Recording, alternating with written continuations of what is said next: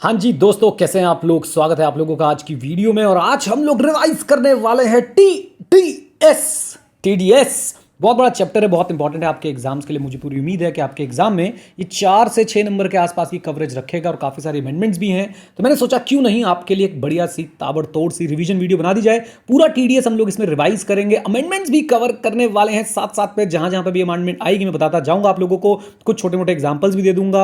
आप लोगों ने बस क्या करना है, आप लोगों ने आईसीए का स्टडी मटेरियल साथ में रखना है, उसके जो समरीज हैं वो साथ में रखनी है। और कुछ जगहों पे मैं अपनी बुक भी इस्तेमाल कर रहा हूँ, अपने चार्ट्स भी इस्तेमाल कर रहा हूँ। वो सारे चार्ट, सारी चीजें जो हैं आप लोग वीडियो पॉज करके अपने आप से बना सकते हैं, कोई दिक्कत परेशानी की बात नहीं है। एक बात मैं आपको बता दूं कि वो चैप्टर है जिसे बहुत सारे लोग जो है छोड़ के जाते हैं, लेकिन अब नहीं, क्योंकि अब आप इसे रिवाइज कर सकते हैं लाइक प्रो। एक बात, दूसरी बात, इससे पहले हम लोग basics, RS, HP, PGBP, capital gain, ये सारे चैप्टर जो है रिवाइज कर चुके हैं। और अगर आप ये वीडियोस देखना चाहते हैं, चेकआउट दी आई बटन आपको वहां पे मिल जाएगी। राइट गाइज, तो उम्मीद करता हूं आप लोग इस वीडियो को एंजॉय करेंगे। अगर एंजॉय करेंगे तो आप लोगों ने क्या करना है, वीडियो को लाइक करना है। लाइक टारगेट रखते हैं इसका 1 2 3 4 लाइक्स का, 1234 लाइक्स का। और मुझे पूरी उम्मीद है कि आप लाइक टारगेट अचीव करा देंगे। डिसलाइक्स को भी मैं लाइक्स में काउंट करने वाला हूं। पहले मैं आप लोगों को बता दूं क्यों, क्योंकि वो भी एंगेजमेंट क्राइटेरिया ही है। क्योंकि भाई इसके बाद ग्रुप में मैसेजेस चल जाते हैं, चलो वीडियो आ गई, आओ डिसलाइक करके आते हैं, तो उसको भी काउंट कर लेंगे, प्यार उनका भी होता है। राइट, एनीवेज गाइस, तो अब आपने पूरी वीडियो देखनी है एंड तक। नीचे टाइम स्टैम्प्स बना सकते हैं अगर आप सेक्शंस की, तो मेरी तरफ से आपको प्लीज़ टाइम स्टैम्प्स बना दीजिएगा ताकि बाकियों को जो है हेल्प मिल जाए। और आपके पास कोई सवाल हो, सुझाव हो, तो कमेंट बॉक्स में ज़रूर लिखिएगा, मैं कोशिश करूंगा उसका जवाब देने की और आप लोगों की मदद करने की, कि आप लोग अपने आने वाले एग्जाम्स में जब भी होंगे अच्छे नंबर स्कोर कर पाएं। राइट, याद रखिएगा कि वीडियो एप्लीकेबल है May 21 as well as November 21 के लिए। तो आपको दूर दूर तक कोई घबराने की जरूरत नहीं है। ओल्ड कोर्स, न्यू कोर्स, कोई भी कोर्स हो, वीडियो देखिए, एंजॉय कीजिए, मार्क्स लाइए। एग्जाम में जब अच्छा परफॉर्म करेंगे तो बस दुआओं में याद रख लेना। राइट गाइज, चलिए शुरू करते हैं। चलिए मित्रों, जल्दी से हम लोग टीडीएस की रिवीजन शुरू कर देते हैं। अब तो टीडीएस में आपको पहले जो है बेसिक कॉन्सेप्ट समझना पड़ेगा। एक होता है पेयर, एक होता है पेई। पेयर जो है वो सबसे पहले क्या करता है, पेमेंट करता है। और पेयर की रिस्पॉन्सिबिलिटी लगा दी गई है कि पेयर ने जो है वो टैक्स को क्या करना है, टैक्स को डिडक्ट करना है। राइट, डिडक्ट ही नहीं करना, टैक्स को फिर क्या करना है, डिपॉजिट भी जो है वो करना है। और उसके बाद जो है क्वार्टरली रिटर्न्स फाइल करनी है टीडीएस की। और साथ साथ में टीडीएस का एक जो है सर्टिफिकेट भी देना है पेई को कि भाई हमने आपका जो है टीडीएस डिपॉजिट करा दिया है। और पेयर का एक काम और है कि वो क्या अप्लाई करेगा, tax reduction and collection account number, that is tan. पेई ने क्या क्या करना है, पेई ने सबसे पहले जो है अपना पैन फर्निश करना है, नहीं तो टीडीएस का रेट क्या लग जाएगा, टीडीएस का रेट लग जाएगा एप्लीकेबल रेट, फॉर एग्जांपल 5% और 20% rate whichever is higher. Whichever is higher याद रखिएगा। तो अगर एप्लीकेबल 30 होता है तो 30 20 whichever is higher, that is 30% जो है उस केस में लग जाएगा। देन बात करते हैं यहाँ पे सेकंड पॉइंट की। और पेई को क्या करना है, पेई का जो भी टीडीएस डिडक्ट होता है उसे अपनी इनकम मानना है। जरा क्विकली सुनिएगा, रिवीजन वीडियो है, एग्जांपल दे रहा हूँ। मान लो 1 लाख रुपए की पेमेंट हुई है पेई को, और उस 1 लाख में से 30,000 रुपये डिडक्ट कर दिए, तो पेई के पास टोटल जो है वो मिले कितने, 70,000 रुपये मिले हैं, क्योंकि 30,000 का टीडीएस डिडक्ट हो चुका है। तो पेई जो है अपनी इनकम में क्या दिखाएगा, 1 लाख रुपये दिखाएगा। और साथ में जो 30,000 रुपये है इसका वो क्या ले लेगा, तीसरा पॉइंट क्रेडिट ले लेगा। तो जो भी उसका टीडीएस डिडक्ट होता है उसका उसे क्या मिल जाता है, क्रेडिट मिल जाता है। यानी वो अल्टीमेटली अपने टैक्स से जो है उसको क्या कर लेता है, डिडक्ट कर लेता है। अब जरा ध्यान से देखिए, टैक्स डिडक्ट कब होता है, डिपॉजिट कब होता है, क्वार्टरली रिटर्न कब जाती है, सर्टिफिकेट कौन सा इश्यू करना होता है, ये मैं आप लोगों को आईसीआई के द्वारा दिए गए एक चार्ट से बताने वाला हूँ। कहाँ है वो आईसीआई का चार्ट, आईसीआई का चार्ट है तो भाई आईसीआई की बुक में ही होगा। अब देखिए, टैक्स आपने सबसे पहले जो डिडक्ट कब करना होता है, तो ये कुछ सेक्शंस लिखे हुए हैं, ये सेक्शन हम सारे रिवाइज करेंगे, 193 4A 4C D E G etcetera. यहाँ पे जो है आपका टीडीएस डिडक्ट होता है पेमेंट और credit whichever is earlier. Payment और credit whichever is earlier, class में मैंने आपको क्रेडिट का मतलब समझाया भी हुआ है, बेसिकली जब आप एंट्री पास कर रहे होते हैं। और इन सेक्शन के केस में आपका टीडीएस डिडक्ट होता है only eight the time of payment. तो आपको याद रखना है टीडीएस डिडक्ट कब होता है, तो भाई कुछ सेक्शंस के केस में जो है वो पेमेंट और credit whichever is earlier का रूल चलता है। और कुछ सेक्शंस के केस में सिंपली जो है वो क्या करना है, पेमेंट का केस करना है। जैसे कि सैलरी के केस में सेक्शन 192 लगता है, वहाँ पे सिर्फ और सिर्फ पेमेंट के बेसिस पे जो है वो टैक्स डिडक्ट होता है। नाउ गोइंग फर्दर, आपने टैक्स डिडक्ट तो कर लिया, अब आपने डिपॉजिट कब तक कराना है, तो हम इस वाले पोर्शन को समझेंगे कि टैक्स आपने डिपॉजिट कब तक कराना है। ये वाला पोर्शन जो है वो गवर्नमेंट के केस में एप्लीकेबल है। यहाँ पे मैं आपको बताऊंगा कि अदर डिडक्टर्स को टैक्स जो है वो डिपॉजिट कब तक कराना होता है। तो इन केसेस को अगर छोड़ दें तो बाकी सारे केसेस में अगर मार्च को छोड़ के कोई मंथ है तो 7th of the next month, यानी कि अगर अप्रैल का महीना है तो 7th ऑफ मई तक, मई का महीना है तो 7th ऑफ जून तक, ऐसे ही हर महीने का अगले महीने की 7 तारीख तक जो है वो टैक्स डिपॉजिट करा देना चाहिए। मार्च के केस में 30 अप्रैल तक का टाइम दिया गया है। देन कुछ पर्टिकुलर सेक्शंस हैं, जैसे कि सैलरी का सेक्शन है या 194A, 194D, 194H जो है, यहाँ पे जो है आपकी पेमेंट कैसे होती है, क्वार्टरली पेमेंट जो है वो कराई जाती है। 7 जुलाई, 7 अक्टूबर, 7 जनवरी, यानी कि जून वाले क्वार्टर के लिए ये हो गया, सितंबर वाले क्वार्टर के लिए, दिसंबर वाले क्वार्टर के लिए, और जो मार्च वाला क्वार्टर है उसके लिए 30 अप्रैल दिया गया है। फिर कुछ स्पेशल सेक्शंस हैं जहां पे ऐसे इंडिविजुअल और एचयूएफ आते हैं जो बिल्कुल ज़्यादा कंप्लाइंस प्रोसीजर्स फॉलो नहीं कर सकते हैं, तो उनके लिए जो है 194 IA IBM, हम जब सेक्शन रिवाइज करेंगे तो आपको दोबारा बताएंगे, इनके लिए जो है वो 30 डेज का टाइम दिया गया from the end of the month of deduction. Okay, फिर आते हैं क्वार्टरली स्टेटमेंट कब तक देनी होती है, ये देखिए डिपेंड करता है कौन सा क्वार्टर है, जून, सितंबर, दिसंबर और मार्च। तो बाकी सब में जून, सितंबर और दिसंबर में अगले महीने की 31 तारीख तक, मार्च के केस में 31 मई तक आपको समय दिया गया है।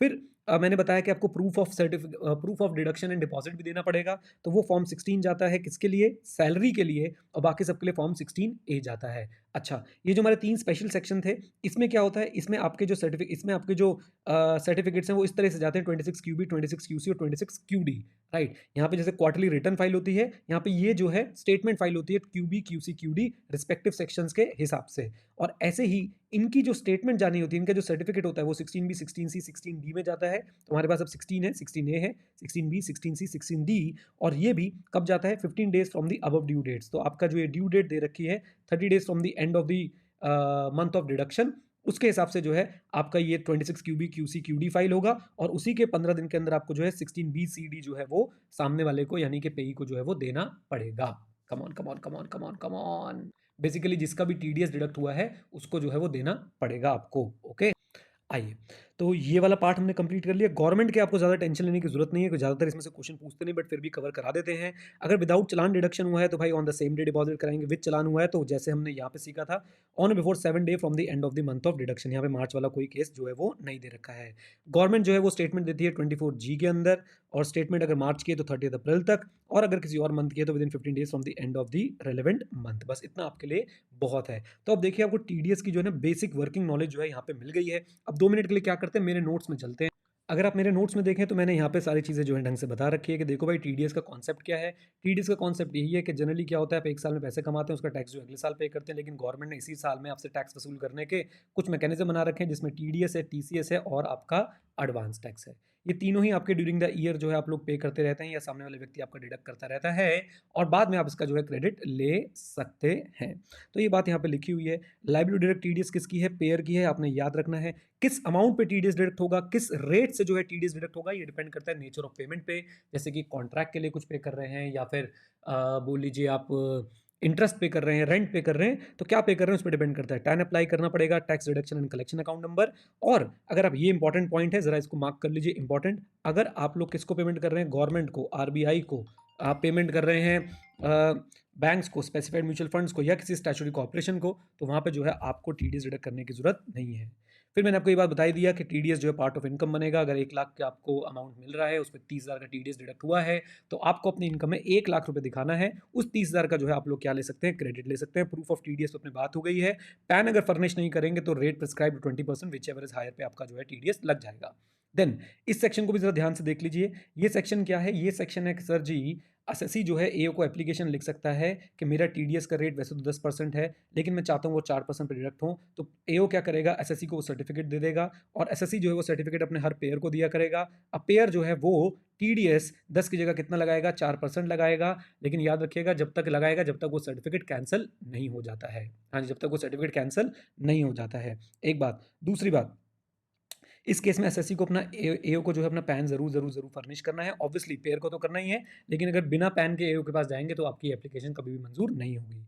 ये बात इन सेक्शंस पे एप्लीकेबल है। मैंने आपके लिए नीचे जो एक समरी बना के लिख दी है, प्लीज एक बार चेक कर लीजिएगा। देन आते हैं 197A पे, बहुत ही इंपॉर्टेंट सेक्शन है 197A। इधर देखिएगा जरा ध्यान से, प्लीज फोकस कीजिएगा। 197A क्या बोलता है कि भाई साहब ये है पेयर और ये है पेई, और पेई जो है इस बार AO के पास ना जाके पेयर के पास जाके एक डिक्लेरेशन देगा, और उस डिक्लेरेशन में लिखेगा कि मेरी जो एस्टिमेटेड इनकम है प्लस जो इनकम टू बी रिसीव्ड है उस पर जो है टैक्स कितना बन रहा है, उस पर जो है टैक्स बन रहा है 0। हाँ जी, उस पर टैक्स कितना बन रहा है, कम ऑन, टैक्स कितना बन रहा है, 0। तो आप प्लीज़ मेरा टीडीएस डिडक्ट मत कीजिए, तो हो सकता तो उस पेयर पेयर सर उस एप्लीकेशन को लेगा और पेयर जो है फिर टीडीएस डिडक्ट नहीं करेगा। फॉर्म नंबर जो पेई की तरफ से जाएंगे वो होते हैं 15G और 15H। नीचे कमेंट बॉक्स में कमेंट करके बताइएगा 15G किसके लिए होता है, 15H किसके लिए होता है।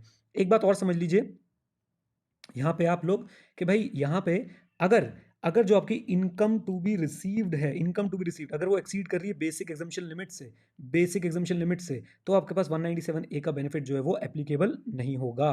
ओके, लेकिन अगर सीनियर सिटीजन का केस है और आपकी income to be received basic exemption limit से ऊपर भी जा रही है तो भी आप 197A का बेनिफिट ले सकते हैं, प्रोवाइडेड दैट आप ये बता दें कि भाई मेरी जो टैक्स बनता है वो क्या बनता है, 0 बनता है। लेकिन अगर आप सीनियर सिटीजन नहीं है और आपकी income to be receive basic exemption limit से ऊपर जाती है और आपका टैक्स 0 भी बनता हो तब भी आपके ऊपर 197A एप्लीकेबल नहीं होगा। अब 197A कुछ स्पेसिफिक सेक्शंस पे एप्लीकेबल है, वो स्पेसिफिक सेक्शंस कौन से वो मैंने यहाँ पे लिखने की कोशिश करी है, 192A, 193, 194A, 194D, 194DA, 194I। आगे भी कोई सेक्शन आएगा तो हम लोग आपके साथ जो है उस पर बातचीत कर लेंगे। टाइम ऑफ डिडक्शन पे हमने काफ़ी अच्छी चर्चा कर ली है, payment of credit whichever earlier. 191 section जो है हम सबसे लास्ट में पढ़ेंगे।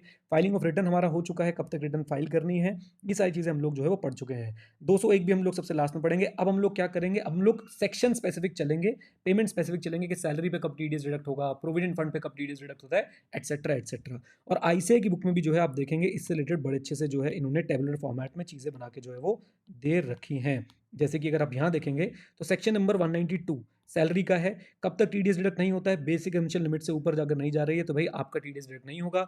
टीडीएस का रेट रहता है आपका एवरेज रेट। एवरेज रेट हम कैसे निकालते हैं, आपका जो टैक्स आया प्लस आपकी जो टैक्सेबल इनकम थी, टोटल इनकम थी, इंटू 100, ये आपका एवरेज रेट हो जाता है। आपका हर महीने जो है एक अमाउंट इस एवरेज रेट के हिसाब से निकाल के डिडक्ट करते जाते हैं।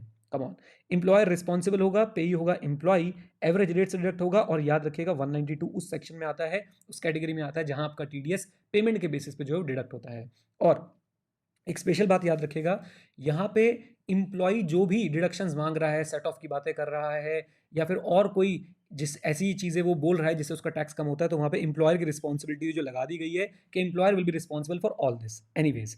देन 192A, अगर आप प्री मेच्योर विड्रॉल करते हैं एम्प्लॉय प्रोविडेंट फंड से, आपको पता है रिकग्नाइज प्रोविडेंट फंड में अगर आप 5 साल बाद विड्रॉ करते हैं तो कुछ टैक्सेबल नहीं होता, विद इन 5 ईयर्स विड्रॉ करते हैं तो फिर उस पर जो है टैक्स लग जाता है। एक बात, दूसरी बात, उसमें भी कुछ कंडीशन है कि भाई अगर कुछ कंडीशंस जैसे कि एम्प्लॉयर ने अपना ऑफिस ही बंद कर दिया तो 5 साल से पहले कर रहे हैं तो भी टैक्स नहीं लगेगा।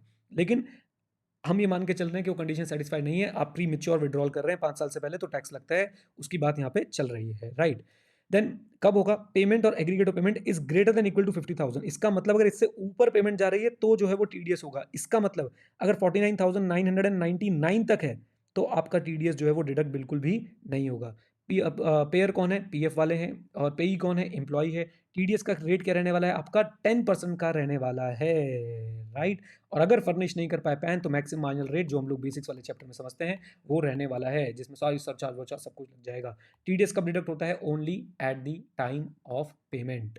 अब सैलरी वाले टीडीएस वाले सेक्शन से रिलेटेड एक बात समझ लीजिए, आजकल 115 बीएसी भी आ गया, आपको पता होगा। तो अगर एम्प्लॉय 115 बीएसी लेना चाहता है तो भाई उसे जो है इंटीमेट करना पड़ेगा डिडक्टर को कि अब मैं 115 बीएसी जो है वो लेना चाहता हूं, तो उसके हिसाब से जो है 115 बीएसी के स्लैब रेट्स वगैरह लगा के टीडीएस डिडक्ट होगा। अगर इंटीमेशन नहीं दी है एम्प्लॉय ने तो भाई एम्प्लॉयर जो है वो विदाउट 115 बीएसी को कंसिडर करते हुए क्या डिडक्ट कर लेगा, टीडीएस जो है वो डिडक्ट कर लेगा। उम्मीद करता हूँ ये बात आपको जो है वो समझ आ गई है। जल्दी बता दीजिए, ये आईसीआई की बुक है, आईसीआई की बुक में जहाँ पे सेक्शन 192 डिटेल में चल रहा है वहीं से जो है आपको पढ़ा रहा हूँ।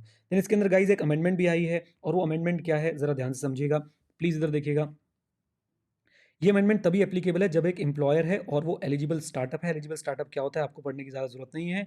एम्प्लॉयर ने जो है अपने एम्प्लॉय को क्या दिए हैं, स्वेट इक्विटी शेयर्स दिए हैं। तो इसका पूरा मैंने आपको लॉजिक भी समझाया था कि स्वेट इक्विटी शेयर्स पे जिस ईयर में फॉर एग्जाम्पल 2021 में मिल रहे हैं तो वहाँ पे भाई टीडीएस डिडक्ट कर पाना बिल्कुल ही मुश्किल नहीं, नामुमकिन हो जाएगा, क्योंकि एम्प्लॉयर के पास आप देखो ना पैसे ही नहीं है, तभी तो वो उसको स्वेट इक्विटी शेयर दे रहा है जब एम्प्लॉयर के पास पैसे नहीं है। तो इन्होंने क्या बोला कि आपको टीडीएस अभी डिडक्ट करने की जरूरत नहीं है। टीडीएस आप डिडक्ट कर सकते हैं with in 14 days of the earlier of the following. तो इन तीनों में से जो भी पहले होगा उसमें से जो है आप क्या डिडक्ट कर सकते हैं, TDS 48 months from the end of the relevant assessment year, employee leaving the job, और साथ साथ में employee selling the sweat equity shares. इसमें से जो भी पहले होगा विच एवर अर्लियर, उसके विद इन 14 डेज जो है वो क्या डिडक्ट करना होगा, टीडीएस डिडक्ट करना होगा। ये देखिए, after the expiry of 48 months from the end of the relevant assessment year, from the date of sale of such specified equity shares, or from the date of the assessee ceasing to be the employee of the employer who allotted such shares. तो क्या बोला गया है यहाँ पे, within 14 days from the earliest of the following date जो है वो टीडीएस डिडक्ट करना होगा। इसका इंप्लीकेशन डायरेक्ट पेमेंट पे भी आता है और साथ साथ में सैलरी के चैप्टर पे भी आता है, और वो वीडियो मैंने अपलोड कर रखी है यूट्यूब पे, उसको आप लोग बिल्कुल देख सकते हैं। देन जो हमने अगले सेक्शन का ओवरव्यू लिया, वो लिया था हमने सेक्शन नंबर 192 ए का। उसमें हमने सिंपल सी ये बात समझी कि भाई 10% का जो है टीडीएस होगा at the time of payment होगा, और याद रखिएगा टीडीएस नहीं लगेगा if the amount is less than 50,000, यानी 49,999 तक टीडीएस नहीं होगा, 50,000 अबव होगा तो उस पर जो है वो टीडीएस लग जाएगा। पैन देना है, नहीं तो क्या लग जाएगा, मैक्सिमम मार्जिनल रेट। बोलिए क्या, मैक्सिमम मार्जिनल रेट। ओके, अब आ जाते हैं सेक्शन नंबर 193 पे। 193 को अगर हम यहाँ से देखें तो इंटरेस्ट ऑन सिक्योरिटी से डील करता है। 10,000 से ऊपर का जो है अमाउंट है in a financial year, and in case of interest on 10,000 से ऊपर का अमाउंट है in financial year, in case of interest on 8% saving taxable bond etcetera etcetera. ये तो कुछ गवर्नमेंट के बॉन्ड्स है, उस पर अगर 10,000 से ऊपर का इंटरेस्ट मिलता है तो टीडीएस जो है वो लग जाएगा। जिसने पेमेंट करनी है वो टीडीएस डिडक्ट करेगा।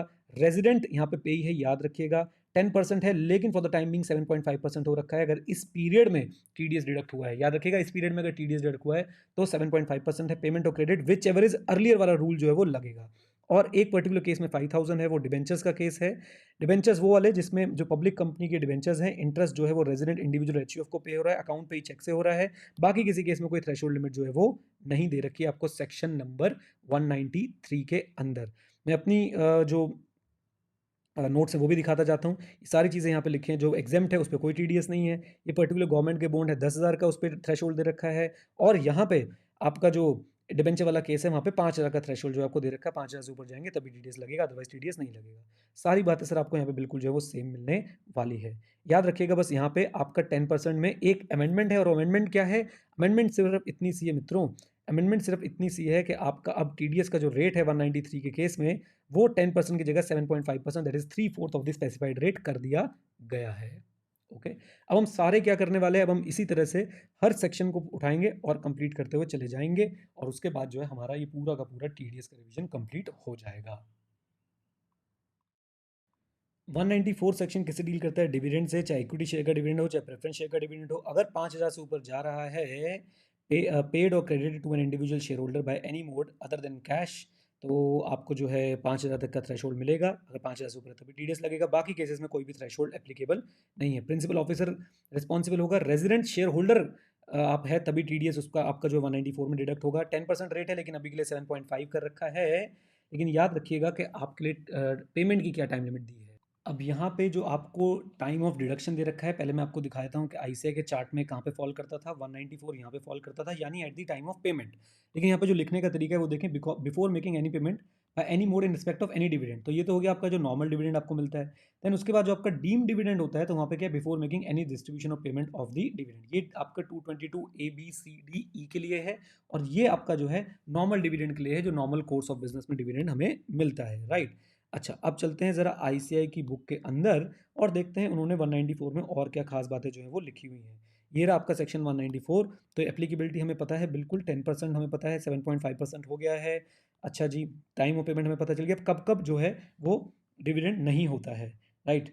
सो डिविडेंड आपका ये हमने पढ़ लिया था, any mode other than cash, और अगर अमाउंट 5,000 तक है तो आपका टीडीएस जो है वो उस पर नहीं लगेगा। Now this is important point, अगर टीडीएस प्रोविजन अप्लाई नहीं होंगे अगर आप डिविडेंड पे कर रहे हैं एलआईसी को, जीआईसी को, या इन्हीं जनरल इंश्योरेंस कंपनी को, या किसी और इंश्योरर को, प्रोवाइडेड दैट शेयर्स उन्हीं के पास है और उनका पूरा बेनिफिशियल इंटरेस्ट है इन शेयर्स के अंदर। तो ये हो गया हमारा सेक्शन 194 भी कंप्लीट, जो डील करता है किससे, टीडीएस ऑन डिविडेंड से। Come on, TDS on dividend से। अब आ रहा है हमारा सबसे इंपॉर्टेंट सेक्शन, और वो सेक्शन कौन सा है, 194A। इसको इंपॉर्टेंट मार्क कर लीजिए, interest other than interest on securities. 193 था इंटरेस्ट ऑन सिक्योरिटीज, 194 है interest on TDS on dividends, और आपका 194 आता है interest other than interest on securities. So 194 cover करता है उस इंटरेस्ट को other than interest on securities, यानी इंटरेस्ट ऑन सिक्योरिटीज को छोड़ के बाकी सारे इंटरेस्ट जो 194 में कवर होते हैं। 40,000 तक कोई टीडीएस नहीं होगा, यानी 40,000 से ऊपर की पेमेंट होगी तभी टीडीएस होगा। किसके केस में, अगर पेयर हमारी बैंकिंग कंपनी है, कोऑपरेटिव सोसाइटी जो बैंक का बिजनेस कर रही है वो है, या फिर पोस्ट ऑफिस है, तो इनके केस में जो है up to 40,000 no TDS, above 40,000 TDS जो है वो लगेगा। लेकिन अगर यही लोग पेमेंट कर रहे हैं और पेई जो है वो सीनियर सिटीजन है, तो 40,000 की जगह 50,000 की लिमिट हो जाएगी। और अगर पेमेंट और कोई कर रहा है इनको को छोड़कर banking company, cooperative society engage in banking business या फिर आपका पोस्ट ऑफिस, तो भाई लिमिट जो है वो 5,000 की रहेगी हर केस के अंदर। ओके, अच्छा, पेयर कौन है? पेयर कोई भी व्यक्ति है उन इंडिविजुअल और एचयूएफ को छोड़ के जिनका प्रीसीडिंग ईयर का ग्रॉस एसेट या फिर टर्नओवर जो है वो 1 करोड़ से ऊपर एक्सीड नहीं करता है। और इन केस ऑफ प्रोफेशन, जो स्पेसिफाइड प्रोफेशन है, 50 लाख से एक्सीड नहीं करता है। यानी कि इधर देखिए जरा, ये ईयर है 2021, यहाँ पे एक इंडिविजुअल है पीके जो है पेमेंट कर रहा है इंटरेस्ट की। अब उस इंटरेस्ट पे टीडीएस डिडक्ट होना है या नहीं होना है 194A में, ये इस बात पे डिपेंड करता है कि पीके का पिछले साल का टर्नओवर या फिर मैं बोलूँगा कि ग्रॉस एसेट जो है वो कितनी थी। अगर वो बिजनेस में है तो टर्नओवर 1 करोड़ तक होना चाहिए, और प्रोफेशन में है तो 50 लाख तक होना चाहिए, तो पीके को इस साल टीडीएस डिडक्ट करने की जरूरत नहीं होगी। लेकिन अगर 1 करोड़ से एक्सीड कर रहा था बिजनेस के केस में, 50 लाख से एक्सीड कर रहा था प्रोफेशन के केस में, तो पीके को जो है 194 में टीडीएस जो डिडक्ट करना पड़ेगा। इस पॉइंट को आप ध्यान रखेंगे क्योंकि बहुत सारे सेक्शन में आएगा। इसका हम नाम रखते हैं धमाका पॉइंट। धमाका पॉइंट ये बोलता है कि सर जी उस इंडिविजुअल एचयूएफ को टीडीएस डिडक्ट करने की जरूरत नहीं है जिसका टोटल सेल, ग्रॉस एसेट या turnover from business do not exceed 1 crore, right, and profession के केस में do not exceed 50 lakh in the immediately preceding financial year. हाँ जी, याद रखिएगा, immediately preceding financial year. Sorry, थोड़ा सा गला खराब हो रहा है इसलिए बीच में आपको कुछ अजीब अजीब से आवाजें आ गई होंगी। I am really sorry for that. Okay, ठीक है जी, तो ये हमारा काम हो गया। पेई कौन है यहाँ पे? सर पेई में यहाँ पे कोई भी रेजिडेंट हो सकता है। टीडीएस का रेट कितना है? 10%, लेकिन कोविड के चलते 7.5% जो कर रखा है। Payment of credit whichever is earlier जो है यहाँ पे आपने रूल लगा रखा है। ये था आपका सेक्शन नंबर 194 है नट शेल के अंदर। अब जरा एक बार चलते हैं आईसीआई की बुक के अंदर और देख लेते हैं भाई कोई ऐसी चीज़ तो मिस नहीं कर रहे जो हमें एक्स्ट्रा पढ़नी चाहिए। कहाँ है 194A? 194 के बाद आ गया 194A। तो इसमें एक तो यही बात आपने ध्यान रखनी, सबसे इंपॉर्टेंट धमाका पॉइंट जो भी हमने पढ़ा, और बस एज सच और कोई इंपॉर्टेंट पॉइंट जो है मुझे यहाँ पे नज़र नहीं आ रहा है। टीडीएस का रेट भी हमने जो है पढ़ लिया है, थ्रेशोल्ड्स भी जो हमने पढ़ ली है। हाँ, ये देखिए, इंटरेस्ट पेड और credited by a firm to any of its partner, इसके केस में जो है आप लोगों को जो है टीडीएस डिडक्ट करने की ज़रूरत नहीं होगी। ओके, टाइम लिमिट भी कैलकुलेटेड, ठीक है जी, सारी बातें ठीक है। ओके, तो ये बात आपने याद रखनी है कि आपको यहाँ पे इंटरेस्ट पे जो है टीडीएस डिडक्ट करने की जरूरत नहीं है अगर आप किसको पे कर रहे हैं, अगर पार्टनर्स को इंटरेस्ट पे कर रही है फर्म। अब यहाँ पे एक बात ध्यान रखिएगा, अगर किसी बैंक में कोर बैंकिंग सिस्टम चलता है तो उस बैंक की जितनी भी ब्रांचेस होंगी टोटल ऑल ओवर इंडिया, हम सबका टोटल करके देखेंगे। अलग अलग बैंक में है आपका अकाउंट तो हम सबका टोटल नहीं करेंगे, लेकिन अगर एक ही बैंक है जिसमें कोर बैंकिंग सॉल्यूशंस लगे हुए हैं, कोर बैंकिंग सॉफ्टवेयर लगे हुए हैं, उस केस में हम लोग जो है वो क्या करके देखने वाले हैं, इन टोटलिटी जो है वो चेक करने वाले हैं। ओके, उम्मीद करता हूँ ये बात आप लोग जो है याद रखेंगे। 197A एप्लीकेबल है, ये बात भी जो है आपने ध्यान रखनी है। 194A फिक्स डिपॉजिट पे लगता है, रेकरिंग डिपॉजिट पे लगता है, सेविंग्स बैंक अकाउंट का इंटरेस्ट पे जो है वो नहीं लगता है। इस बात को भी आप समझते हुए चलेंगे। कई बार बच्चे पूछते हैं कि रेकरिंग डिपॉजिट पे भी क्या ये थ्रेशोल्ड लिमिट एप्लीकेबल है? बिल्कुल एप्लीकेबल है। कोऑपरेटिव बैंक अगर अपने मेंबर्स को भी इंटरेस्ट पे कर रहा है इन the nature of banking business, तो उस पर भी जो है वो टीडीएस डिडक्ट होने वाला है, पक्की बात। देन कोर बैंकिंग सॉल्यूशन वाला सिस्टम मैंने आपको समझा ही दिया है। 194A पार्टनर को जब इंटरेस्ट पे करते हैं उस पर नहीं लगता है। फिर एक बड़ा इंटरेस्टिंग सा पॉइंट है कि अगर इंटरेस्ट ऑन कॉम्पनसेशन अमाउंट मिल रहा है, deduction of tax under this section from interest on compensation amount, यानी कि आपको कॉम्पनसेशन मिल रही है उसके ऊपर जो है वो, उसके ऊपर जो इंटरेस्ट मिल रहा है उस पर टीडीएस डिडक्ट हो रहा है, तो क्या करेंगे? Shall be made only eight the time of payment. ये छोटा सा क्लैरिफिकेशन है, पर फिर भी आप लोगों को मैं पढ़ाना सही समझता हूँ कि इंटरेस्ट ऑन कॉम्पनसेशन मिल रहा है, और वो कॉम्पनसेशन आपको कहाँ पे मिली है? मोटर एक्सीडेंट ट्रिब्यूनल ने जो है वो आपको कॉम्पनसेशन अवार्ड में दी है, उसके ऊपर इंटरेस्ट मिल रहा है, उस पर जो टैक्स डिडक्ट होता है वो only eight the time of payment होता है। ये बात आपने ध्यान रखनी है, और याद रखिएगा तभी होती है जब एग्रीगेट अमाउंट जो 50,000 से एक्सीड कर जाता है। पेरेंट्स की अगर डेथ हो चुकी है और माइनर को इंटरेस्ट मिल रहा है तो माइनर के पैन के अगेंस्ट जो है वो डिडक्ट किया जाएगा। उसमें कुछ और भी चीज़ें हैं कि डिक्लेरेशन दे सकते हैं रूल 37BA2 में, वो आपको इतना पढ़ने की जरूरत नहीं है। जनरली स्पीकिंग माइनर के पैन के अगेंस्ट जो है वो टीडीएस डिडक्ट किया जाता है, और अगर बाई चांस कोई और उसके इनकम के अकाउंटेबल है तो उसके लिए डिक्लेरेशन दी जा सकती है, राइट। इसमें अगर अपनी बुक में आप जो करेक्ट कर लेंगे, यहाँ पे 10,000 की जगह वो 40,000 हो चुका है, ये आपने याद रखना है। मैंने आपको 40,000 ही पढ़ाया है तो उसमें कोई घबराने की बात एज सच नहीं है। इतने पॉइंटर्स बहुत है आपके लिए सेक्शन 194A से रिलेटेड। एक मेरी रिकमेंडेशन जरूर रहेगी आप लोगों के लिए, एक बार इनको रीड कर लीजिएगा, सिर्फ और सिर्फ रीड कर लीजिएगा। ये कुछ नोटिफिकेशन सर्कुलर्स वगैरह आए हुए हैं, इससे हो सकता है आपको कुछ जो परेशानी होनी हो भाई वो ना हो, तो एक बार इसको आप रीड कर लेंगे तो मेरे हिसाब से ये काफ़ी सही रहने वाला है। ओके, चलिए, तो 194A के बाद हम चलते हैं 194B पे। काफ़ी आसान सेक्शन, लॉटरी से अगर आप जीतते हैं, क्रॉसवर्ड पजल वगैरह से आप जीतते हैं और आपके अमाउंट 10,000 से ऊपर का है तो आपका टीडीएस डिडक्ट होगा। याद रखिएगा यहाँ पे एनी पर्सन है, 30% के रेट से जो आपका टीडीएस डिडक्ट होगा at the time of payment. Okay. 194 B horse race है। 10,000 से ऊपर का अगर जो है वो अमाउंट जाता है तो आपका टीडीएस डिडक्ट करेगा कौन? वो जो बुक मेकर होगा बेसिकली, जो आपसे रेस पे पैसे लगवा रहा है, वो any person 30% eight the time of payment. ये बात भी आपने ध्यान रखनी है, राइट। देन उसके बाद 194 सी आता है। 194 सी काफ़ी इंपॉर्टेंट है आपके एग्जाम के लिए, प्लीज़ इसे अच्छे से पढ़ के जाइएगा। बहुत बहुत बहुत ज़्यादा जो है ये इंपॉर्टेंस रखता है आपके एग्जाम के लिए। कौन सा सेक्शन? सेक्शन नंबर 194 सी। तो यहाँ पे आप क्या कर रहे हैं? पेमेंट कर रहे हैं कॉन्ट्रैक्टर को। कम पेमेंट करें किसको? कॉन्ट्रैक्टर को। ओके। अगर सिंगल सम पे किया है और वो 30,000 से ऊपर है तो टीडीएस लगेगा, लेकिन अगर मल्टीपल सम पे किए तो आपने देखना है एग्रीगेट अमाउंट जो है वो 1 लाख से ऊपर जा रहा है तो टीडीएस लगेगा, right. Individual HUF, very important point, very important point. Exam में इसको लेके जो है वो गेम प्ले हो सकता है थोड़ा सा। तो individual HUF need not deduct tax where sum is credit or paid exclusively for personal purpose. इसके रिस्पेक्ट में 194 हम लोग जरूर पढ़ लेंगे एक बार, राइट। पेयर कौन है? कोई भी। एक्चुअली में देखो यहाँ पे इतनी सारी बातें लिखी हुई है। पेमेंट पेयर कौन है? कोई भी। बस धमाका पॉइंट याद रखेगा, अदर देन इंडिविजुअल और एचयूएफ जिनका total sale gross asset turnover of business और इन केस ऑफ प्रोफेशन, यहाँ पे लिखा है एक्सीड, तो यहाँ पे लिखिएगा डज नॉट एक्सीड। कौन नहीं होगा? वो डज नॉट एक्सीड वाला। तो अगर कोई इंडिविजुअल एचयूएफ है जिनका टर्नओवर एक्सीड कर रहा है 1 करोड़ या 50 लाख से, उन्होंने टीडीएस डिडक्ट करना है, और जिनका एक्सीड नहीं कर रहा उन्होंने जो है टीडीएस डिडक्ट नहीं करना है। पेई कौन है? Any resident contractor for carrying out any work including supply of labour. यहाँ पे एक बात ध्यान रखिएगा, रेट ऑफ टीडीएस 1% या फिर लिमिटेड पीरियड के लिए 0.75% रहेगा अगर पेई इंडिविजुअल और एचयूएफ है। याद रखिएगा, पेई इंडिविजुअल और एचयूएफ है। ध्यान से सुनिए जो बात मैं बोल रहा हूँ, बहुत इंपॉर्टेंट बात है, मिस मत करिएगा। देखिए, पेयर इंडिविजुअल एचयूएफ, तो हम देखते ये हैं कि टीडीएस डिडक्ट होगा या नहीं होगा। अगर प्रीवियस ईयर का टर्नओवर स्पेसिफाइड लिमिट से ज़्यादा है, प्रीवियस ईयर का टर्नओवर स्पेसिफाइड लिमिट से ज़्यादा है, मैं इसको बल्कि यहाँ लगा देता हूँ, स्पेसिफाइड लिमिट से ज़्यादा है तो टीडीएस डिडक्ट होगा, राइट। बल्कि इस चार्ट को हम और ऐसे थोड़ा डिटेल में बनाएं। अगर ये पर्सनल पर्पस के लिए पेमेंट कर रहा है तो टीडीएस डिडक्ट नहीं होगा। ऑफिशियल पर्पस के लिए कर रहा है तो हम देखेंगे प्रीवियस ईयर का टर्नओवर या gross accept in case of business and profession, जो अलग अलग लिमिट दे रखी है, प्रीवियस ईयर टर्नओवर और ग्रॉस असेप्ट अगर ज़्यादा है स्पेसिफाइड लिमिट से तो टीडीएस डिडक्ट करेगा, अदरवाइज जो है वो टीडीएस डिडक्ट नहीं करेगा।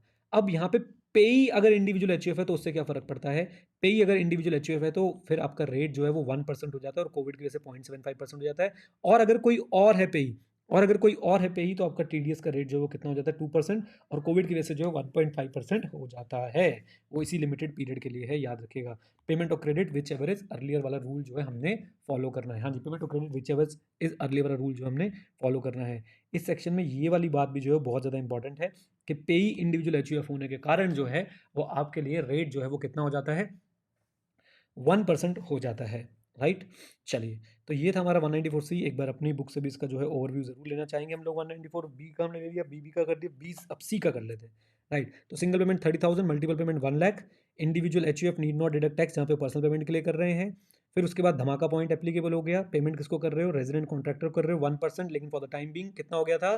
Come on, 0.75%, 2%, 1.5%। Payment of credit whichever is earlier. फिर यहाँ पे एक बहुत इंपॉर्टेंट पॉइंट है, वो सिर्फ किसके लिए एप्लीकेबल है? उस कॉन्ट्रैक्टर के लिए जो बिजनेस करता है applying hiring leasing of goods carriage, right. जहाँ पे उसके पास मिनिमम मैक्सिमम जो है वो 10 गुड्स कैरेज रहे थे during any time in the previous year, right. और डिक्लेरेशन ले लेते हैं उससे उसके परमानेंट अकाउंट नंबर के साथ to the person carrying, to the person paying और क्रेडिटिंग सच अमाउंट, यानी वो डिक्लेरेशन दे देता है। बेसिकली आप इसको 44A से भी रिलेट कर सकते हैं। हम लोग जीटीए वालों को हमेशा जो है स्पेशल मान के चलते हैं हर तरह के टैक्स में, उनको बहुत सारे जो है हम लोग बेनिफिट देके जो है वो चलते हैं। देन 194 सी के लिए आपको वर्क का मीनिंग भी समझना बहुत ज़्यादा ज़रूरी है, ज़रा ध्यान से देखिएगा। कंस्ट्रक्शन कॉन्ट्रैक्ट हमेशा ही वर्क होगा। अगर आपने ये ए है, ये बी है, बी ने रॉ मटेरियल सप्लाई किया और ए जो है उसके रॉ मटेरियल पे काम करता है। देखिए, raw material purchase from a person, अच्छा ये वाला केस हो गया। यहाँ पे बी ने रॉ मटेरियल सप्लाई किया और ए उसके रॉ मटेरियल पे काम करके इसको वापस देता है, तो वो वर्क है। देखिए, रॉ मटेरियल सप्लाइड और purchase by the customer, work is there, TDS will be required to be deducted. लेकिन बी ने ए से बोला मुझे शर्ट दे दो, और ए ने जो है वो सी से कपड़ा खरीदा, उसकी शर्ट बना के जो है ए को बेची,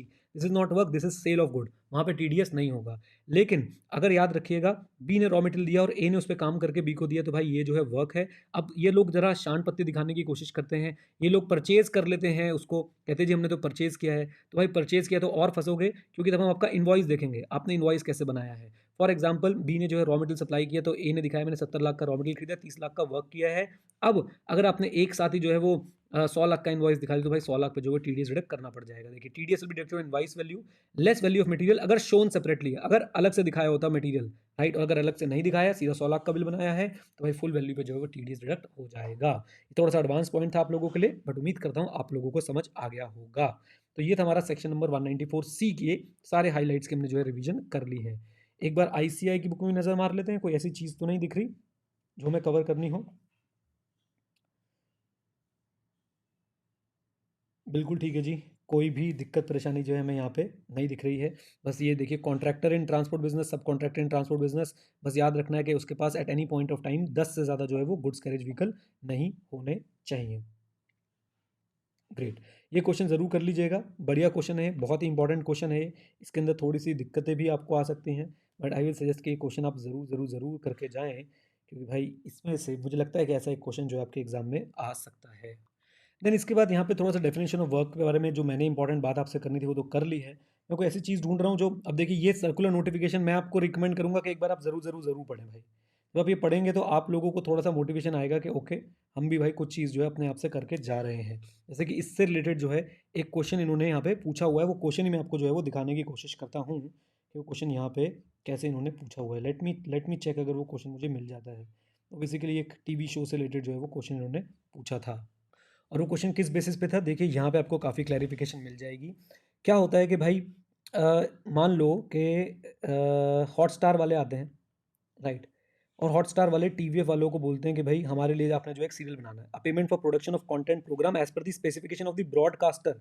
हॉटस्टार हॉटस्टार वालों ने टीवीएफ वालों को बोला आपने हमारे हिसाब से जो है एक प्रोग्राम बनाना है, राइट। इसमें क्या होगा, सब कुछ राइट्स जो है हॉटस्टार को ट्रांसफर हो जाएंगे, और यहाँ पे देखिए क्या लिखा है, फिर the content is produce as per the specification of the broadcaster, हमारे केस में Hotstar, and the copyright of the content program also get transfer to the telecaster, such contract is covered by definition of work. इस पे आपसे जो है question पूछा जा सकता है।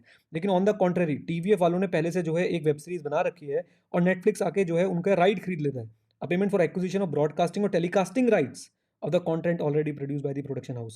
So in a case where the telecast of broadcast acquires only the telecasting of broadcasting rights, तो हम लोग सर उसे क्या बोलेंगे, जरा देखिए, there is no contract for carrying out any work and therefore उसके ऊपर जो है वो TDS एप्लीकेबल नहीं होने वाला है। ये पॉइंट आपको जो है मेरे हिसाब से ध्यान रखना चाहिए। अगेन इसको मैं इंपॉर्टेंट मार्क कर देता हूँ क्योंकि इस पर क्वेश्चन भी है आईसीआई की बुक में, आई एम श्योर है। अब वो शायद बैक क्वेश्चन में दे रखा होगा, लेकिन मैंने आपको बता दिया कि किस तरह से जो है इसके ऊपर क्वेश्चन पूछ सकते हैं, तो इसको आपने बहुत अच्छे से समझ के जो है वो जाना है। ओके, बोलिए। इसलिए मैं आईसीआई की बुक जो आपको बार बार दिखा देता हूँ कि भाई कुछ रह जाए बाई चांस तो वो इसमें जो है कवर हो जाए। आई 194D पे चलते हैं। इंश्योरेंस कमीशन अगर 15,000 से ऊपर है तो ही जो है टीडीएस लगेगा।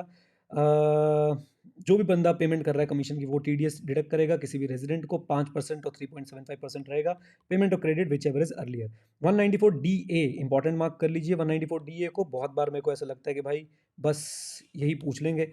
तो अगर आपको लाइफ इंश्योरेंस पॉलिसी में कोई अमाउंट मिल रहा है, लाइफ इंश्योरेंस पॉलिसी का अमाउंट जनरली बच्चे सोचते हैं कि वो एग्जाम्प्ट होता है। 1010D में तभी एग्जाम्प्ट होता है जब कंडीशन जो है सेटिस्फाई होती है।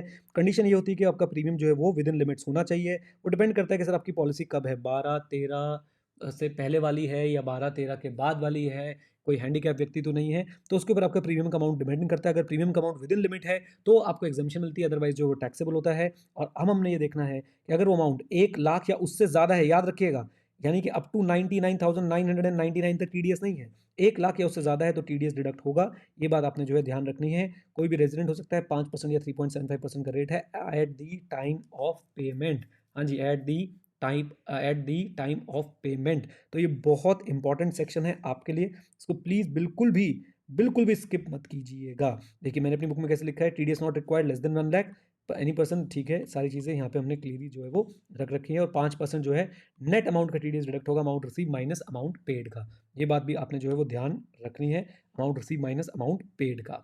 ओके, आइए जी। देन 194E पे आ जाते हैं। रिकी पॉन्टिंग वाला क्वेश्चन जो हम करते हैं, payment to non resident sports person, payment to non resident sports person or sports association of income refer to in 115 BBA। तो एनी पर्सन, कोई भी रिस्पॉन्सिबल है जो नॉन रेजिडेंट स्पोर्ट्स पर्सन को पेमेंट कर रहा है, किसी एथलीट को पेमेंट कर रहा है, किसी एंटरटेनर को पेमेंट कर रहा है, including athlete entertainer who is not a citizen of India और नॉन रेजिडेंट स्पोर्ट्स एसोसिएशन, तो भाई आपका टीडीएस जो है वो रेट क्या रहेगा, 20.8%, जिसमें 20% का टीडीएस का रेट है और 4% जो है वो उस पर लग जाता है सेस साथ में। Payment of credit which ever early वाला रूल जो है वो एप्लीकेबल रहने वाला है। 194E बहुत आसान है। एक बार इससे पे नज़र मार लें। वैसे आईसीआई की बुक में, मेरी बुक में 194E ये रहा। कोई एग्जामेशन नहीं है, कोई भी पर्सन हो, ये ठीक है। 20% payment of credit whichever is earlier.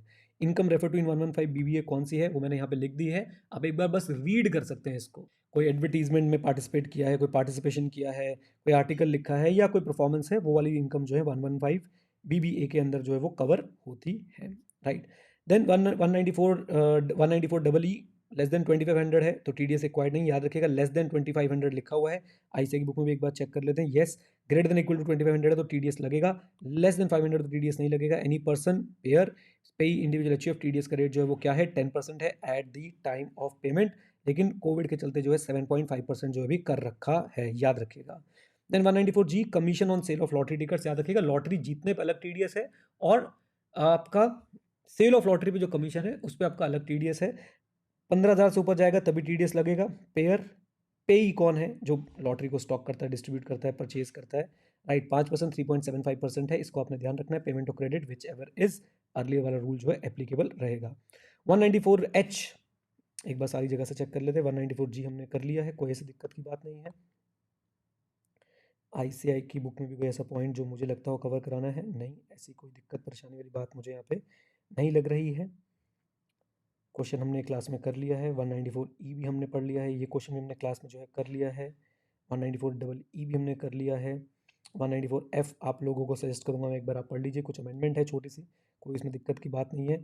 Repurchase of units by mutual fund और यूनिट ट्रस्ट ऑफ इंडिया, तो उस पर जो है क्या हो गया है, बेसिकली आपके लिए मुझे लगता है कि इतना ज़्यादा रेलेवेंट जो है वो नहीं है, बट फिर भी आप इसको एक बार जो है रीड आउट कर सकते हैं। तो एक बार आप इसको 194F को रीड आउट कर लीजिएगा। 194G जो है मैंने आपको यहाँ पे कवर करा दिया है, कमीशन एटसेट्रा लॉटरी वाला। अब आ जाते हैं यहाँ पे 194H पे। 194H क्या है, कमीशन और ब्रोकरेज, जनरल कमीशन ब्रोकरेज की बात चल रही है। 5% का रेट है यहाँ पे। धमाका पॉइंट जो है एप्लीकेबल है, याद रखिएगा। धमाका पॉइंट क्या है कि वो इंडिविजुअल और एचयूएफ जो है टीडीएस डिडक्ट नहीं करेंगे जिनका प्रीसीडिंग ईयर का टर्नओवर जो है स्पेसिफाइड लिमिट तक था, या स्पेसिफाइड लिमिट तक था, यानी 1,50,00,000। अगर स्पेसिफाइड लिमिट से ज़्यादा है तो टीडीएस डिडक्ट करेंगे। कोविड के चलते 5% की जगह जो है वो 3.5% रेट रहेगा अगर टीडीएस इस पीरियड में जो है वो डिडक्ट हो रहा है। इसको लिख देते हैं छोटा धमाका, हम बार बार नहीं बोलेंगे, बस 3/4 हो गया है। क्या हो गया है, 3/4 हो गया है। कौन से पीरियड में, 14 मई 2020 से लेकर 31 मई 2021 तक अगर डिडक्ट हो रहा है तो 3/4 हो गया है, राइट। थ्रेशोल्ड लिमिट 15,000 है। यहाँ पे एक इंपॉर्टेंट पॉइंट जो है वो ये है, जो आपके एग्जाम में पूछा जा सकता है, वो भी आपका जो है एक तरीके से टीवी चैनल्स वगैरह पे जो एडवर्टीजमेंट वगैरह देते हैं, न्यूज़पेपर वगैरह में जो एडवर्टीजमेंट देते हैं, उससे जो है वो बिलोंग करता है। ये मैं जब क्लास में समझा रहा था तो मैंने आपको बताया भी था कि क्या होता है भाई, कस्टमर एजेंसी को अप्रोच करता है, एजेंसी जो है वो आगे मीडिया को अप्रोच करती है, कस्टमर जो है एजेंसी से एजेंसी जो है कस्टमर से एक अमाउंट लेती है और उसके बाद वो क्या करती है, वो आगे मीडिया हाउस को पूरा अमाउंट पे नहीं करती है, अपना कमीशन अपने पास रख लेती है और बाकी बचा हुआ अमाउंट जो है वो पे करती है। तो इसको लेके जो है वो क्लैरिफिकेशन दी गई है यहाँ पे, जरा देखिए यहाँ पे क्या लिखा हुआ है, ध्यान से पढ़िए, इसको बड़ा इंपॉर्टेंट है आपके लिए। तो यहाँ पे अगर आप देखेंगे दो तरह की पेमेंट है। दो तरह की पेमेंट कौन सी, एक तो क्लाइंट से एजेंसी को और उसके बाद एजेंसी से जो है वो मीडिया हाउस को जो है पेमेंट की जा रही है। तो जो क्लाइंट से एजेंसी को पेमेंट हो रही है उस पर टीडीएस होगा और जो एजेंसी से मीडिया हाउसेस को पेमेंट हो रही है उस पर जो है वो टीडीएस नहीं है, ऐसा जो है यहाँ पे क्लैरिफाई किया जा चुका है। आप इसको एक बार रीड आउट कर सकते हैं, आपको आइडिया लग जाएगा जो बात मैं बोल रहा हूँ। देखिए पहले से डील कर लिया है इसको, सर्कुलर नंबर दिस में 194C में क्या आता है जरा देख लीजिए। On first type of payment there will be no TDS under section 194C on the second time payment, example payment by advertisement agency to the, अच्छा ठीक है, यहाँ से there will be no TDS under 194C on second kind of payment and 194C applicable रहेगा first type of payment पे। यानी कि जब कस्टमर एजेंसी को पे कर रहा है तो टीडीएस होगा, एजेंसी जैसे मैंने आपको पहले बताया, एजेंसी मीडिया हाउस को पे कर रही है तो उस पर जो है वो टीडीएस जो है वो डिडक्ट नहीं किया जाएगा, राइट। वो जो मैं टीवी वाला क्वेश्चन बोल रहा था ना, टीवीएफ वाला, वो बेसिकली ये क्वेश्चन था। तो इसमें आप देखेंगे एक टेलीविजन चैनल है, उसने 50 लाख की पेमेंट करी है प्रोडक्शन हाउस को for production of program for telecasting as per the specification given by the channel. लीजिए देख रहे हैं आप, टीवी चैनल ने पेमेंट करी है 50 लाख की टीवीएफ वालों को, मान लो एक प्रोडक्शन हाउस को, तो उस पर टीडीएस होगा क्या, बिल्कुल भाई साहब इसके ऊपर जो है टीडीएस होगा क्योंकि उनकी स्पेसिफिकेशन के हिसाब से बन रहा है। लेकिन अगर सिर्फ टेलीकास्टिंग के लिए खरीदा होता तो जो है वो उस पर हम टीडीएस जो है वो एप्लीकेबल ना करते। देखिए लिखा भी, however the payment was made by moon TV for the acquisition of telecasting rights, right. तो वहाँ पे कोई कॉन्ट्रैक्ट ना होता 194C वाला, उस पर कोई टीडीएस जो है वो एप्लीकेबल ना होता। ओके चलिए अब चलते हैं अगला सेक्शन पढ़ने, वो है 194I और वो भी बहुत इंपॉर्टेंट है, बिल्कुल भी ना छोड़ें। सारे सेक्शन सब टीडीएस के बहुत इंपॉर्टेंट है, इसलिए रिवीजन वीडियो अलग से आपके लिए बना रहा हूँ। आइए जी, 194 आई किससे डील करता है? आइए पहले एक बार समराइज वर्जन देख लेते हैं। एच हमारा हो चुका है आई। 194 आई डील करता है रेंट से। रेंट आपका अगर 2,40,000 से ऊपर है एक फाइनेंशियल ईयर में तो टीडीएस एप्लीकेबल होता है। रेंट सिर्फ बिल्डिंग का नहीं है, मशीनरी का भी हो सकता है।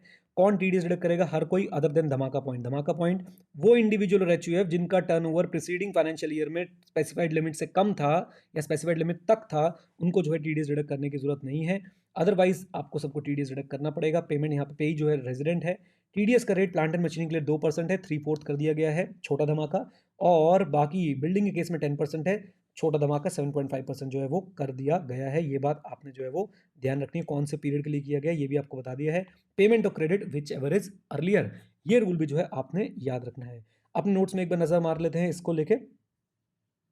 सो सारे पॉइंट्स वैसे ही 2,40,000 अदर देन बड़ा धमाका रेजिडेंट, देन उसके बाद 2% और 10% अमेंडमेंट छोटा धमाका याद रखना है। 197A इज एप्लीकेबल, ये याद रखिएगा। 197A में सर्टिफिकेट आप जो है डिक्लेरेशन दे सकते हैं पेयर को, right. Payment of credit whichever is earlier, okay. चलो फॉर्म जो मैंने आपसे पूछा था वो ये लिखें, 15G और 15H, सीनियर सिटीजन के लिए 15H और बाकियों के लिए 15G जो है यहाँ पे आपको मिल जाएगा। अब बात करते हैं लमसम फीस की। तो अगर कोई आपने क्या किया है, लमसम लीज प्रीमियम पे किया है, one time upfront lease charges पे करे हैं और वो एडजस्टेबल नहीं है अगेंस्ट पीरियोडिक रेंट, तो आपको उस अमाउंट पे जो है टीडीएस डिडक्ट करने की कोई भी जरूरत नहीं है, because it is not in the nature of the rent. ये बात आपने ध्यान रखनी है, ओके। चलिए अब हमारे पास 194 आई एक बार हम नजर डाल लेते हैं भाई। आई से एक स्टडी मैट में भी अगर कुछ ना रह जाए हम इसलिए हर चीज को जो है वो देखते हुए चलेंगे। 194 आई ये रहा आपके सामने। 2% 10%, 2% मशीनरी इक्विपमेंट, 10% बिल्डिंग मशीनरी। धमाका पॉइंट यहाँ पे आ गया, छोटा धमाका पॉइंट यहाँ पे आ गया। टाइम ऑफ डिडक्शन हमें पता है, payment of credit whichever earlier. Threshold 2,40,000 तक अगर है तो टीडीएस डिडक्ट नहीं होगा, उसके ऊपर अगर है तो टीडीएस डिडक्ट होगा। रेंट का मतलब यहाँ पे आपको बता रखा है कि क्या होता है, और साथ साथ में आपके लिए और भी कुछ छोटी छोटी चीज़ें यहाँ पे कवर्ड है, जैसे कि कूलिंग चार्जेस को रेंट माना जाएगा या नहीं। आंसर इज नो, उसे रेंट नहीं माना जाएगा। उसके लिए 194C बना हुआ है, उसमें जो है आपके ऊपर टीडीएस लग जाएगा। ऐसे ही क्या होता है कि कुछ एयरलाइंस होती हैं, एयरलाइंस एयरपोर्ट ऑपरेटर को जो है पैसेंजर सर्विस फीस देती हैं, उसके ऊपर भी क्लैरिफाइड है कि आपका 194 आई जो है वो एप्लीकेबल नहीं होगा। बाकी कोई सेक्शन एप्लीकेबल होता होगा तो उसके हिसाब से 190 वो एप्लीकेबल हो जाएगा, लेकिन 194 आई जो है वो एप्लीकेबल नहीं होगा। और this is very important point, यहाँ पे सर्विस टैक्स लिखा है, वैसे कायदे से जीएसटी की बात हो रही है कि क्या जीएसटी कंपोनेंट पे भी जो है वो टीडीएस डिडक्ट होगा। Answer is a big no, GST component पे जो है वो आपका टीडीएस डिडक्ट नहीं होता है। ये बात आपने ध्यान रखनी है, प्लीज ध्यान रखिएगा कि जीएसटी पे जो है वो आपका टीडीएस डिडक्ट नहीं होता है। कहाँ पे लिखिए, ये देखिए सिंपली यहाँ पे क्लियर क्लियर कर रखा है। GST on service comprised in the amount payable to a resident is indicated separately. Tax shall be deducted at the source on the amount paid or payable without including such GST on that service component. तो service के ऊपर जो है वो GST नहीं होगा, ये बात आपने ध्यान रखनी है। देन हमने फिर ये premium for long term lease वाली बात हमने पहले ही पढ़ ली है, और इसी प्रकार हम पहुंच जाते हैं अपने अगले सेक्शन पे जो कि है 194 आई ए, राइट। 194 आई ए किस लिए है, बहुत ही इंपॉर्टेंट। आप बोलोगे सर सारे इंपॉर्टेंट मार्क करा रहे हो, ए में सारे इंपॉर्टेंट नहीं मार्क करा रहा हूँ, बी थोड़े ज़्यादा करा रहा हूँ क्योंकि भाई ये सेक्शंस हैं ही ऐसे जिनसे आने के चांसेस बहुत ज़्यादा होते हैं। सो 194 आई ए क्या बोलता है, transfer of certain immovable property. Basically क्या है कि सर जी आप प्रॉपर्टी परचेज कर रहे हैं, आप प्रॉपर्टी परचेज कर रहे हैं, तो payment on transfer of certain immovable property other than agriculture land. Agriculture land को जो इन्होंने एक्सक्लूड कर रखा है, ये ए है, ये बी है। ए के पास एक प्रॉपर्टी है, ए जो है बी को बेच रहा है और ए जो है प्रॉपर्टी बेच रहा है। मान लेते हैं 70 लाख रुपए का जो है वो बेच रहा है, तो यहाँ पे सेल कंसिडरेशन जो है वो obviously exceed greater than equal to यानी 49,99,999 तक जो है टीडीएस नहीं है। उसके ऊपर यानी 50 लाख या उससे ऊपर गए तो कंसिडरेशन अगर आपकी उससे ज़्यादा है तो उस पर जो है वो टीडीएस लगने वाला है, याद रखिएगा। हाँ जी, क्या लगने वाला है, TDS. So any person being transferee, कौन टीडीएस डिडक्ट करेगा, ट्रांसफरी। ए यहाँ पे ट्रांसफरी है, सॉरी ए यहाँ पे ट्रांसफरर है और बी जो है यहाँ पे कौन है, ट्रांसफरी है। तो ट्रांसफरी की रिस्पॉन्सिबिलिटी है, यानी इन शॉर्ट जो बंदा बाय कर रहा है उसकी रिस्पॉन्सिबिलिटी है यहाँ पर। 194 एलए वालों को छोड़ के, क्योंकि वहाँ पे हम पढ़ेंगे कंपलसरी एक्विजिशन के कुछ केसेस हैं। तो आईए में जो भी आपका देखिए, ये है ट्रांसफरर और ये है ट्रांसफरी। तो ट्रांसफरी यानी जो परचेज कर रहा है उसकी रिस्पॉन्सिबिलिटी है कि भाई पेमेंट करने से पहले ये 70 लाख रुपए 20 को पे करेगा ना, ए को पेमेंट करने से पहले जो है टीडीएस डिडक्ट कर ले अगर कंसिडरेशन 50 लाख से ऊपर है, 50 लाख या उससे ऊपर है, एट द रेट ऑफ 1% और 0.75% कोविड के दौरान।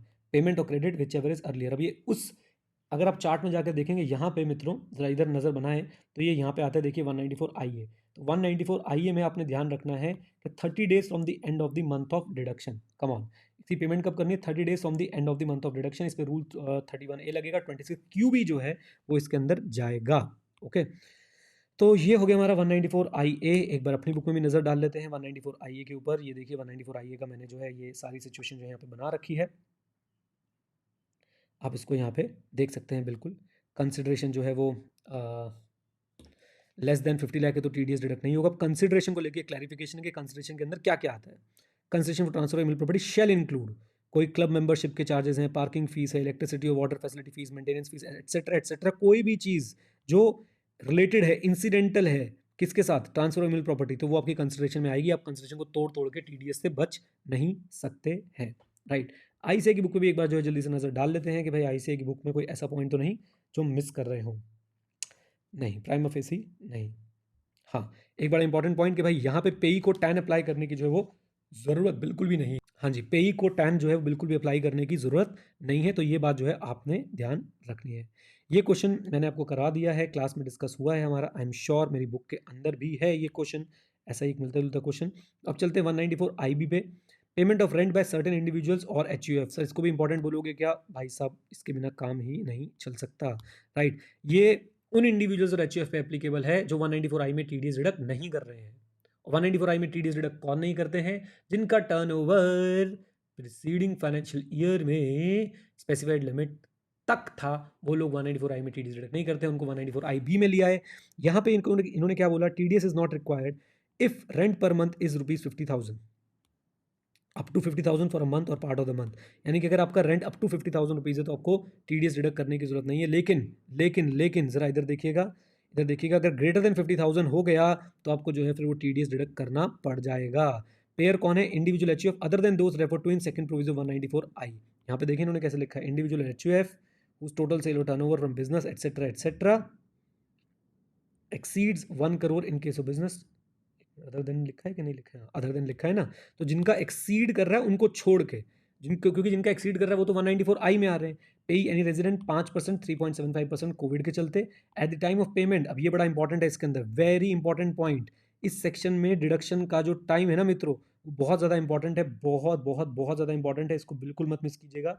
Eight the time of credit of rent for the last month of the previous year or the last month of the tenancy. अगर आप पूरे साल रह रहे थे तो मार्च के टाइम पे जब आप क्रेडिट कर रहे होंगे, राइट, या फिर अगर आपने दिसंबर में छोड़ दिया घर तो दिसंबर के टाइम में आप जब क्रेडिट कर रहे होंगे। At the time of credit of rent for the last month of the previous year or the last month of the tenancy if the property is vacated during the year as the case may be to the account of the payee or at the time of payment whichever is earlier, right. तो आपने क्या करना है, आपने देखना है कि भैया पेमेंट और credit whichever is earlier, लेकिन क्रेडिट आपने किस तरीके से देखना है वो मैं आपको बता देता हूं। क्रेडिट आपने देखना है last month of the year और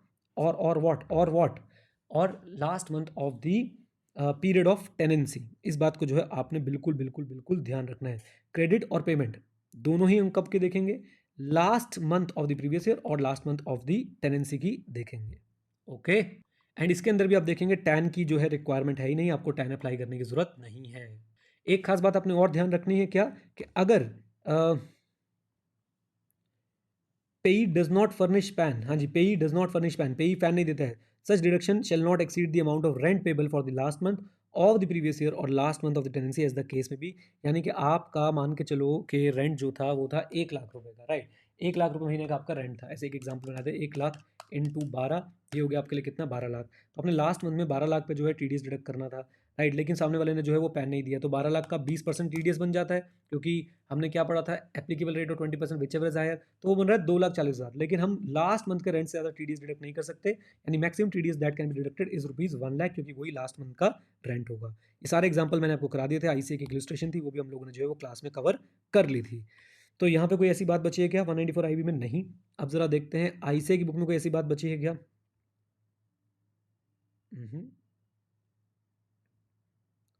नहीं। इस चार्ट में ये कहाँ पे कवर होता है? इस चार्ट में सर ये भी स्पेशल उसमें कवर होता है 194 IB। अभी हम लोग क्या पढ़ रहे थे, 194 IB। तो ये भी सर एक स्पेशल कैटेगरी वाला सेक्शन है जो यहाँ पे आपका कवर होता है, कि यहाँ पे अपने पेमेंट जो है इस तरीके से करनी होती है 30 days from the end of the month of the deduction. जो आपने स्टेटमेंट जो है वो देनी होती है। यहाँ पे क्वार्टरली पेमेंट है और यहाँ पे 30 डेज वाली जो है वो पेमेंट चलती है। ओके ओके, अगले सेक्शन में चलते हैं। आईबी के बाद आता है हमारे पास आईसी 45(5)(a). कैपिटल गेन में हमने पढ़ते हैं 45(5)(a) specified agreement, joint development agreement.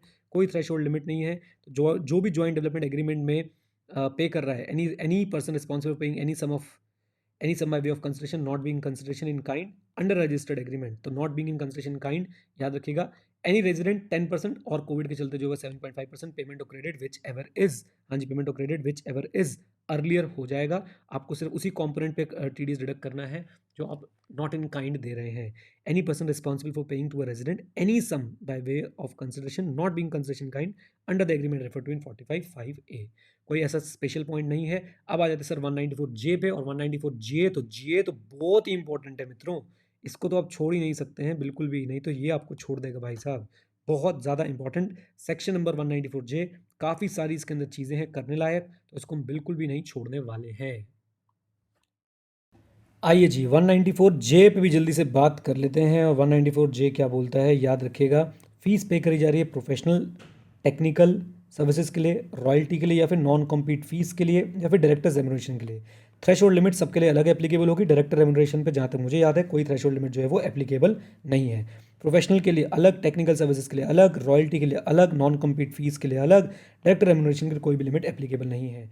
सो 30,000 रुपीज़ की जो है वो लिमिट है for each category of income. Professional के लिए अलग, टेक्निकल के लिए अलग, रॉयल्टी के लिए अलग, नॉन कम्पीट फीस के लिए अलग। लेकिन डायरेक्टर ऑफ कंपनी के केस में जो है कोई भी अमाउंट जो है एप्लीकेबल नहीं है। टीडीएस डिडक्ट कौन करेगा, कोई भी अदर देन धमाका पॉइंट, यानी वो इंडिविजुअल और एचयूएफ जिनका प्रीसीडिंग फाइनेंशियल ईयर का टर्नओवर स्पेसिफाइड लिमिट तक है, उन्हें टीडीएस डिडक्ट करने की जरूरत नहीं है सेक्शन 194(j) के अंदर। पर्सनल पर्पस के लिए पेमेंट कर रहे हैं तो टीडीएस डिडक्ट करने की जरूरत नहीं है 194(j) के अंदर। पेई कौन है, एनी रेजिडेंट। 2%, इसका मैंने टेबल का एक यहाँ पे बना रखा है, मेरी वाली बुक से आप देख सकते हैं। प्रोफेशनल सर्विस 10%, टेक्निकल सर्विस जो है अगर उसमें भी वो डिफाइन कर रखे हैं, मैंने वो क्लास में समझाया भी था। Technical services being professional service 10%, technical services not being professional service 2%। Then उसके बाद डायरेक्टर के केस में 10%, royalty in the nature of consideration for sale, distribution, exhibition etcetera 2%, royalty जो ऊपर कवर नहीं है उस पर 10%। देन उसके बाद 28(वीए) में जो right to carry on business वगैरह होता है या नॉन कॉम्पिटिटिव वगैरह होती है, उसमें हमारा 10%, और कॉल सेंटर के केस में जो है वो कितना परसेंट आ जाता है आपके पास, 2% आ जाता है। तो अब ये लेटेस्ट चार्ट है जो आपको जो है वो याद रखना है कि 194(j) में जो है टीडीएस के रेट कितने रहते हैं। एक बार देखें आईसीआई ने इस चीज़ को जो है कैसे करा हुआ है। 2% ऑब्वियसली कोविड के चलते तो 1.5% होंगे, वो छोटा धमाका पॉइंट आपने ध्यान रखना है। कॉल सेंटर 2% कवर कर दिया। Technical services royalty where such royalty is in the nature of consideration for, ये पेज ऐसे कैसे हो गया, इसको भी सही करें। हाँ जी, हो गया पेज सही बिल्कुल। तो रॉयल्टी की बात हम लोग कर रहे थे। रॉयल्टी सर जनरल रेट जो है वो इन्होंने क्या बता दिया है, 2% के आसपास का। देन उसके बाद और भी रेट्स बता रखे हैं यहाँ पे आप लोगों को, और वो रेट्स का आपको पीरियड भी बता रखा है कि कौन से पीरियड में जो है वो लगेंगे। ओके, तो बेसिकली इन्होंने कर क्या रखा है कि भाई एक तो इन्होंने कॉल सेंटर अलग कर दिया, और एक इन्होंने technical services not being professional services अलग कर दी, और royalty in the nature of sale distribution exhibition of cinematographic films अलग कर दी, जिन पे जो रेट जो है वो कितना परसेंट है, 2%। बाकी सब इन्होंने ऑब्वियसली 10% वाली कैटेगरी में जो है वो कवर कर दिया है। एंड 10% की जगह 7.5% और 2% की जगह 1.5% लिमिटेड पीरियड जो यहाँ पे इन्होंने बता रखा है। ये है 194(j) की कहानी। ओके, अपनी बुक में देखते हैं और कोई खास बात है क्या। हाँ, यहाँ पे हमने एक एग्जांपल दे रखा है कि भाई अगर गणेश कोई दो तरह की आपने पेमेंट करी है, 25,000 और 28,000 की प्रोफेशनल सर्विस, और अनदर आपने जो है पेमेंट करी है वो टेक्निकल सर्विसेज के लिए करी है, तो याद रखिएगा 30,000 जो है वो एप्लीकेबल है, और 30,000 वो दोनों के लिए सेपरेटली एप्लीकेबल है। तो अगर 28,000 25,000 है तो किसी पे भी जो है टीडीएस जो है वो डिडक्ट बिल्कुल भी नहीं किया जाएगा। बस और कोई ऐसे इंपॉर्टेंट पॉइंट एप्लीकेबल यहाँ पे नहीं है, जो भी था मैंने आप लोगों को जो है वो करा दिया है। ओके ओके, 194(j) भी हमारे यहाँ पे कंप्लीट होता है। 194(j) के बाद आ जाते हैं एलए पे। एलए डील करता है compulsory acquisition of email property. इसको आप जो है आईए से भी रिलेट कर सकते हैं। एक बार के लिए जाके आईए में था, प्रॉपर्टी जो है हम लोग एक्वायर कर रहे थे, पेमेंट कर रहे थे इमेल प्रॉपर्टी को, right. Payment on transfer of email property, उस पर टीडीएस डिडक्ट कर रहे थे, और यहाँ पे अगर कंपलसरी एक्विजिशन हो रहा है तो उस पर जो है टीडीएस डिडक्ट होने की बात कही जा रही है। Not required up to 2,50,000 in a financial year. Compensation on acquisition of certain immovable property other than agriculture land. याद रखिएगा एग्रीकल्चर लैंड है तो आपको एलए लगाने की इसमें जरूरत जो है वो नहीं पड़ेगा। कंपलसरी एक्विजिशन अगर एग्रीकल्चर लैंड का होता है तो वैसे ही जो है आप लोगों के कैपिटल गेन एग्जेम्प्ट होते हैं। सेक्शन मुझे नीचे कमेंट से कमेंट करके बताइएगा। सो कोई भी पर्सन है, एनी रेजिडेंट है, 10% है और at the time of payment है। ICAI की भी बुक एक बार ज़रूर चेक कर लेते हैं। जे के बाद इन्होंने के रखा हुआ है वो उनका म्यूचुअल फंड वाला है, लेकिन एक बार हम लोग एल जो है वो कर लेते हैं। So compensation on acquisition of certain immovable property other, ये बिल्कुल ठीक है, सारी चीज़ें बिल्कुल ठीक है, मैच कर रही हैं, कोई एक्स्ट्रा बात यहाँ पे मुझे नज़र नहीं आ रही है। ICAI की बुक में भी एक बार चेक करते हैं। IC तो काफ़ी पीछे रह गया, के अभी हम आके पढ़ेंगे, डोंट वरी एट ऑल। ठीक है जी, और कोई ऐसा मुझे यहाँ पे जो है बात नज़र नहीं आ रही है, बिल्कुल एकदम ठीक ठाक चल रही है। एग्रीकल्चर लैंड का मतलब वही है, with situated in urban agriculture land, क्योंकि रूरल एग्रीकल्चर लैंड तो कैपिटल एसेट ही ऑब्वियसली वो नहीं होती है, तो आपने ये बात भी जो है वो ध्यान रखनी है। ओके, अब आते हैं सर जी हम लोग 194K के ऊपर। 194K बेसिकली किस पे लगा है? 194K आया सर जी म्यूचुअल फंड्स के लिए। किसके लिए? म्यूचुअल फंड यूनिट्स के लिए। तो आइए ज़रा देख लेते हैं एक बार म्यूचुअल फंड यूनिट्स वाला सेक्शन भी, कि 194K क्या बोलता है। Income on units other then in the nature of capital gain. Okay, तो अगर आपको कैपिटल गेन मिल रहा है तो बात अलग है, लेकिन अगर आपकी उससे डिविडेंड फॉर्म में जो इनकम हो रही है तो बात अलग है। सर वहाँ पे 5,000 की आपको लिमिट दे दी है, 5,000 से ऊपर है तभी TDS लगेगा। ये म्यूचुअल फंड हाउस हो गया, resident 10%, 7.5% for the time being, payment of credit whichever is earlier. इससे ज़्यादा हमें कोई देखने की जरूरत नहीं है। ICAI की बुक में एक बार जो है वो नज़र हम लोग मार लेते हैं। 194K को लेकर कुछ और बात तो नहीं लिखी है, नहीं बिल्कुल ठीक है, बस कैपिटल गेन वाले नेचर की इनकम नहीं होनी चाहिए, ये बात आपने ध्यान रखनी है। 194K हो गया, 194LA हो गया, 194M इंपॉर्टेंट मार्क कर लीजिए, वेरी इंपॉर्टेंट। यहाँ पे आप देखिए 3 सेक्शंस को तोड़ा गया है। 194C हो गया, if I am not wrong 194H हो गया और 194J हो गया। तो वो धमाका पॉइंट जो एप्लीकेबल था कि वो इंडिविजुअल HUF जिनका टर्नओवर स्पेसिफाइड लिमिट तक है उनको TDS डिडक्ट नहीं करना है, उनको यहाँ पे लपेटने की कोशिश की गई है कि अगर ऑल्दो उनका जो है स्पेसिफाइड लिमिट तक ही जो है वो टर्नओवर है, लेकिन वो पेमेंट कर रहे हैं कॉन्ट्रैक्टर को या ब्रोकरेज और कमीशन के लिए, प्रोफेशनल सर्विसेज के लिए, और वो पेमेंट जो 50 लाख से ऊपर जा रही है, इवन वो पर्सनल पर्पस के लिए भी क्यों ना कर रहे हो, पेमेंट 50 लाख से ऊपर जा रही है, then individual HUF other than those who are required to deduct under C, H और J, उनको छोड़ के वो इंडिविजुअल HUF होने चाहिए, यानी जिनका टर्नओवर स्पेसिफाइड लिमिट में या जो पर्सनल पर्पस के लिए पेमेंट कर रहे थे। एनी रेजिडेंट को पेमेंट कर रहे हैं और TDS क्रेडिट करेगा 5 for the timing 3.75 payment of credit whichever is earlier. Very important section. Okay, तो हमारी बुक में कैसे लिखा हुआ है ज़रा एक बार नज़र मार लेते हैं। ठीक है जी, बिल्कुल ठीक है, डज नॉट एक्सीड 50 लाख तक की एग्जामेशन है। C, H और J वालों के लिए है जो वहाँ पे TDS डिडक्ट नहीं कर पा रहे थे, बिल्कुल ठीक है, कोई प्रॉब्लम नहीं है दूर दूर तक। और यहाँ पे इनको बस ये बोला गया है कि भाई कोई भी टैन की जो है वो आपको ज़रूरत नहीं पड़ेगी। ओके, अच्छा जी, carrying out any work in presence of contract. हाँ, 194D वाली कमीशन ऑब्वियसली इसके अंदर इंक्लूडेड नहीं होगी, लीजिए। सो ये वाला कार्यक्रम जो है हमारा हो चुका है। ये लाइन आपको ऐसा पढ़ने की ज़रूरत नहीं है क्योंकि अभी पुरानी हो चुकी है, आपके लिए 2021 वाला ईयर जो है वो एप्लीकेबल है। नाउ कमिंग टू 194N, बहुत ही बढ़िया है सर 194N, इसको अच्छे से पढ़िएगा। इसको मैं अमेंडमेंट बुकलेट से पढ़ाना चाहूँगा। मैंने अमेंडमेंट में इसमें काफ़ी सारी बातें जो है वो लिखी थी। 194G हमारा हो गया, 194K ये रहा, हमने अमेंडमेंट वाली नोट्स में कवर करा है। और ये आ गया जी 194N हमारा। और 194N की मैंने आपको दोबारा भी जो है एक वीडियो शूट करके दी थी, प्लीज़ उस वीडियो को देखिएगा जो नई वीडियो मैंने आपको दी थी। आइए जी, तो 194N को हम लोग कुछ ऐसे शुरू करते हैं। 194N एप्लीकेबल कब होता है? जब कोई व्यक्ति किसी बैंकिंग कंपनी से या पोस्ट ऑफिस से या cooperative society in the business of banking से पैसा विड्रॉल कराता है और वो पैसा जो है एक्सीड करता है कितने से ऊपर? 1 करोड़ से ऊपर। फॉर एग्जांपल 1 करोड़ 40 लाख रुपये विड्रॉ किया तो 40 लाख पे TDS लगेगा 2% का, तो बैंकिंग कंपनी जो है वो 40 लाख पे 2% का TDS जो है वो डिडक्ट कर लेगी। और अगर 1 जून को, 1 8 को, 1 12 को, 1 11 को किया तो 20 और 40 30, 20 और 40 आपका 60, 60 और 30 90, यहाँ तक कोई TDS नहीं है। लेकिन जैसे ही 50 लाख और विड्रॉ करे है 1 जनवरी पे तो 1 करोड़ 40 लाख हो गया, तो 40 लाख पे 2% का TDS जो है वो लग जाएगा। एक बात याद रखिएगा, एक ही बैंक के डिफरेंट ब्रांचेस हैं तो हम एग्रीगेट देखेंगे, अलग अलग बैंक में आपका अकाउंट है तो हम सेपरेट लिमिट देखेंगे हर बैंक के लिए 1 करोड़ रुपये की। अब यहाँ पे एक खास बात देखिएगा, अगर हमारा ये करंट ईयर है, यानी ये हमारा रेलेवेंट प्रीवियस ईयर है, तो हम देखते हैं कि इससे पिछले वाले प्रीवियस ईयर में जिन भी ईयर्स की रिटर्न फाइलिंग का टाइम एक्सपायर हो रहा था, फॉर एग्जांपल ये है 19-20, तो 19-20 में कौन कौन से ईयर के रिटर्न फाइलिंग का टाइम एक्सपायर हो रहा होगा? 16, 17, 17, 18 और 18, 19। अब जरा देखिएगा, इन तीनों के तीनों ईयर्स की रिटर्न अगर टाइम पे नहीं गई है, time mention under section 139 sub section 1, हाँ जी, time mention under section 139 sub section 1, तो क्या होगा? तो अगर ऐसा हो गया तो भाई साहब अब जो है आपकी लिमिट, वैसे तो आपको थ्रेशोल्ड 1 करोड़ का दिया गया था, लेकिन अब आपका थ्रेशोल्ड क्या हो जाएगा, 0 to 20 लाख नथिंग, 20 लाख से 1 करोड़ तक जो है आपके लिए TDS रहेगा 2%, और 1 करोड़ से ऊपर जाएंगे तो उसके ऊपर TDS रहेगा 5% का। देखिए 0 to 20 नथिंग, 20 to 1 करोड़ 2%, और 1 करोड़ से ऊपर जैसे आप जाएंगे तो 5% का TDS जो है वो आपके ऊपर एप्लीकेबल हो जाएगा। 1 अगस्त को 15 लाख विड्रॉ किए, 1 सितंबर को 15 लाख विड्रॉ करें। केस ऐसा है कि भाई पिछले साल में जिन ईयर्स की टाइम लिमिट एक्सपायर हो रही है 139 सबसेक्शन 1 की, उन सब की जो रिटर्न है अपने टाइम पे फाइल नहीं करी हुई है, तो आपको क्या बोलेंगे, आपको बोलेंगे देखो जी आपने 1/8 को किया, वेरी गुड, 1/9 को 15, जैसे ही आपने किया 15 और 15 30 होते हैं, 20 से ऊपर निकल गया तो TDS आपका 2% लग जाएगा 10 लाख के ऊपर। और उसके बाद आपने 1/10 को और 80 लाख रुपए निकाले, तो आपका टोटल विड्रॉल कितना हो चुका है, 30 + 80 इज इक्वल टू कितना, 110।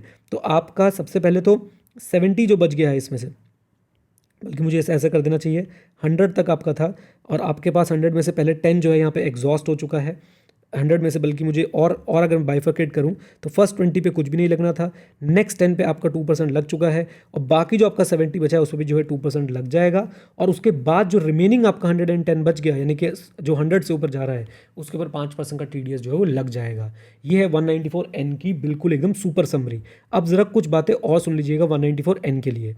194N में कुछ बातें और क्या है, 194N में सबसे पहले एक प्रोवाइडेड फर्दर डाल के बोला गया है कि भाई गवर्नमेंट चाहे तो आपको जो है वो इससे बचा सकती है, 2% 5% वाले खेल से जो है वो बचा सकती है, या फिर उस पर जो है रिड्यूस रेट पे आपसे जो है इस पर TDS लगवा सकती है।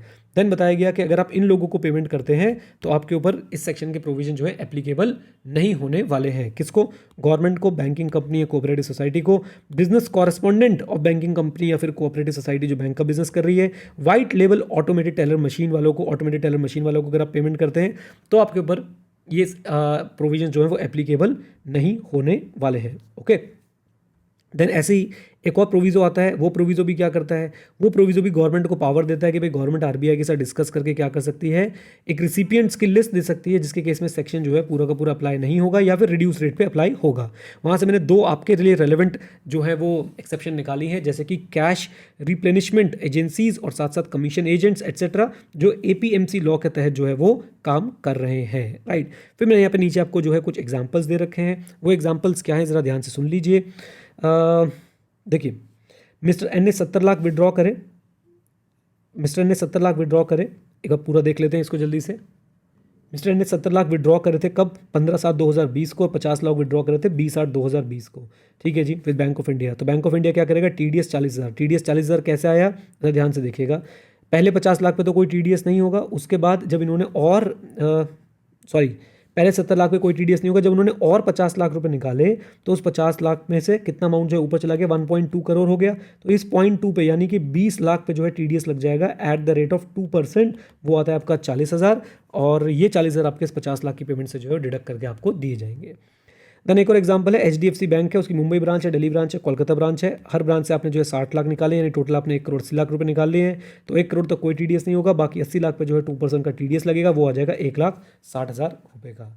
ये था आपका सेक्शन कौन सा मित्रों, ये था आपका सेक्शन नंबर 194N।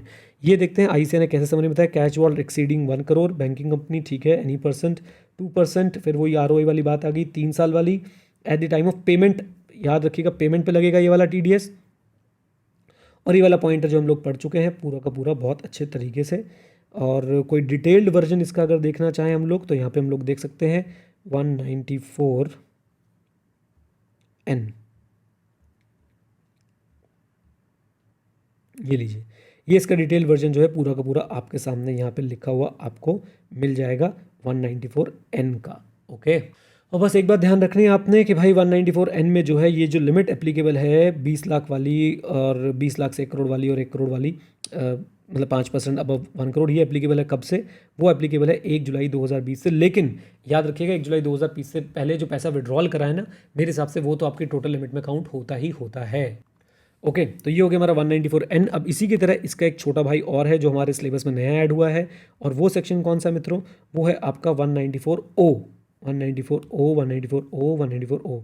तो 194N हमने पढ़ लिया, अब हमें पढ़ना है 194O, और 194O की भी मैंने बहुत अच्छी सी एक समरी बना रखी है। हाँ बिल्कुल, ये रही आपके लिए 194O की समरी। तो जल्दी से भाई इस सेक्शन को भी जो है पढ़ के ख़त्म कर देते हैं। क्या कहता है ये सेक्शन, सिंपल सी बात बोलता है, सर जी ये सेक्शन मैंने आपके लिए नोट्स बना रखे हैं यहाँ पे कि देखिए ये सेक्शन लगता कब है? जब सेल ऑफ गुड्स या प्रोविजन ऑफ सर्विस हो रहा है, और वो कौन करता है? ई कॉमर्स पार्टिसिपेंट करता है। किसके थ्रू करता है? ई कॉमर्स ऑपरेटर के थ्रू जो है वो कर रहा है, राइट।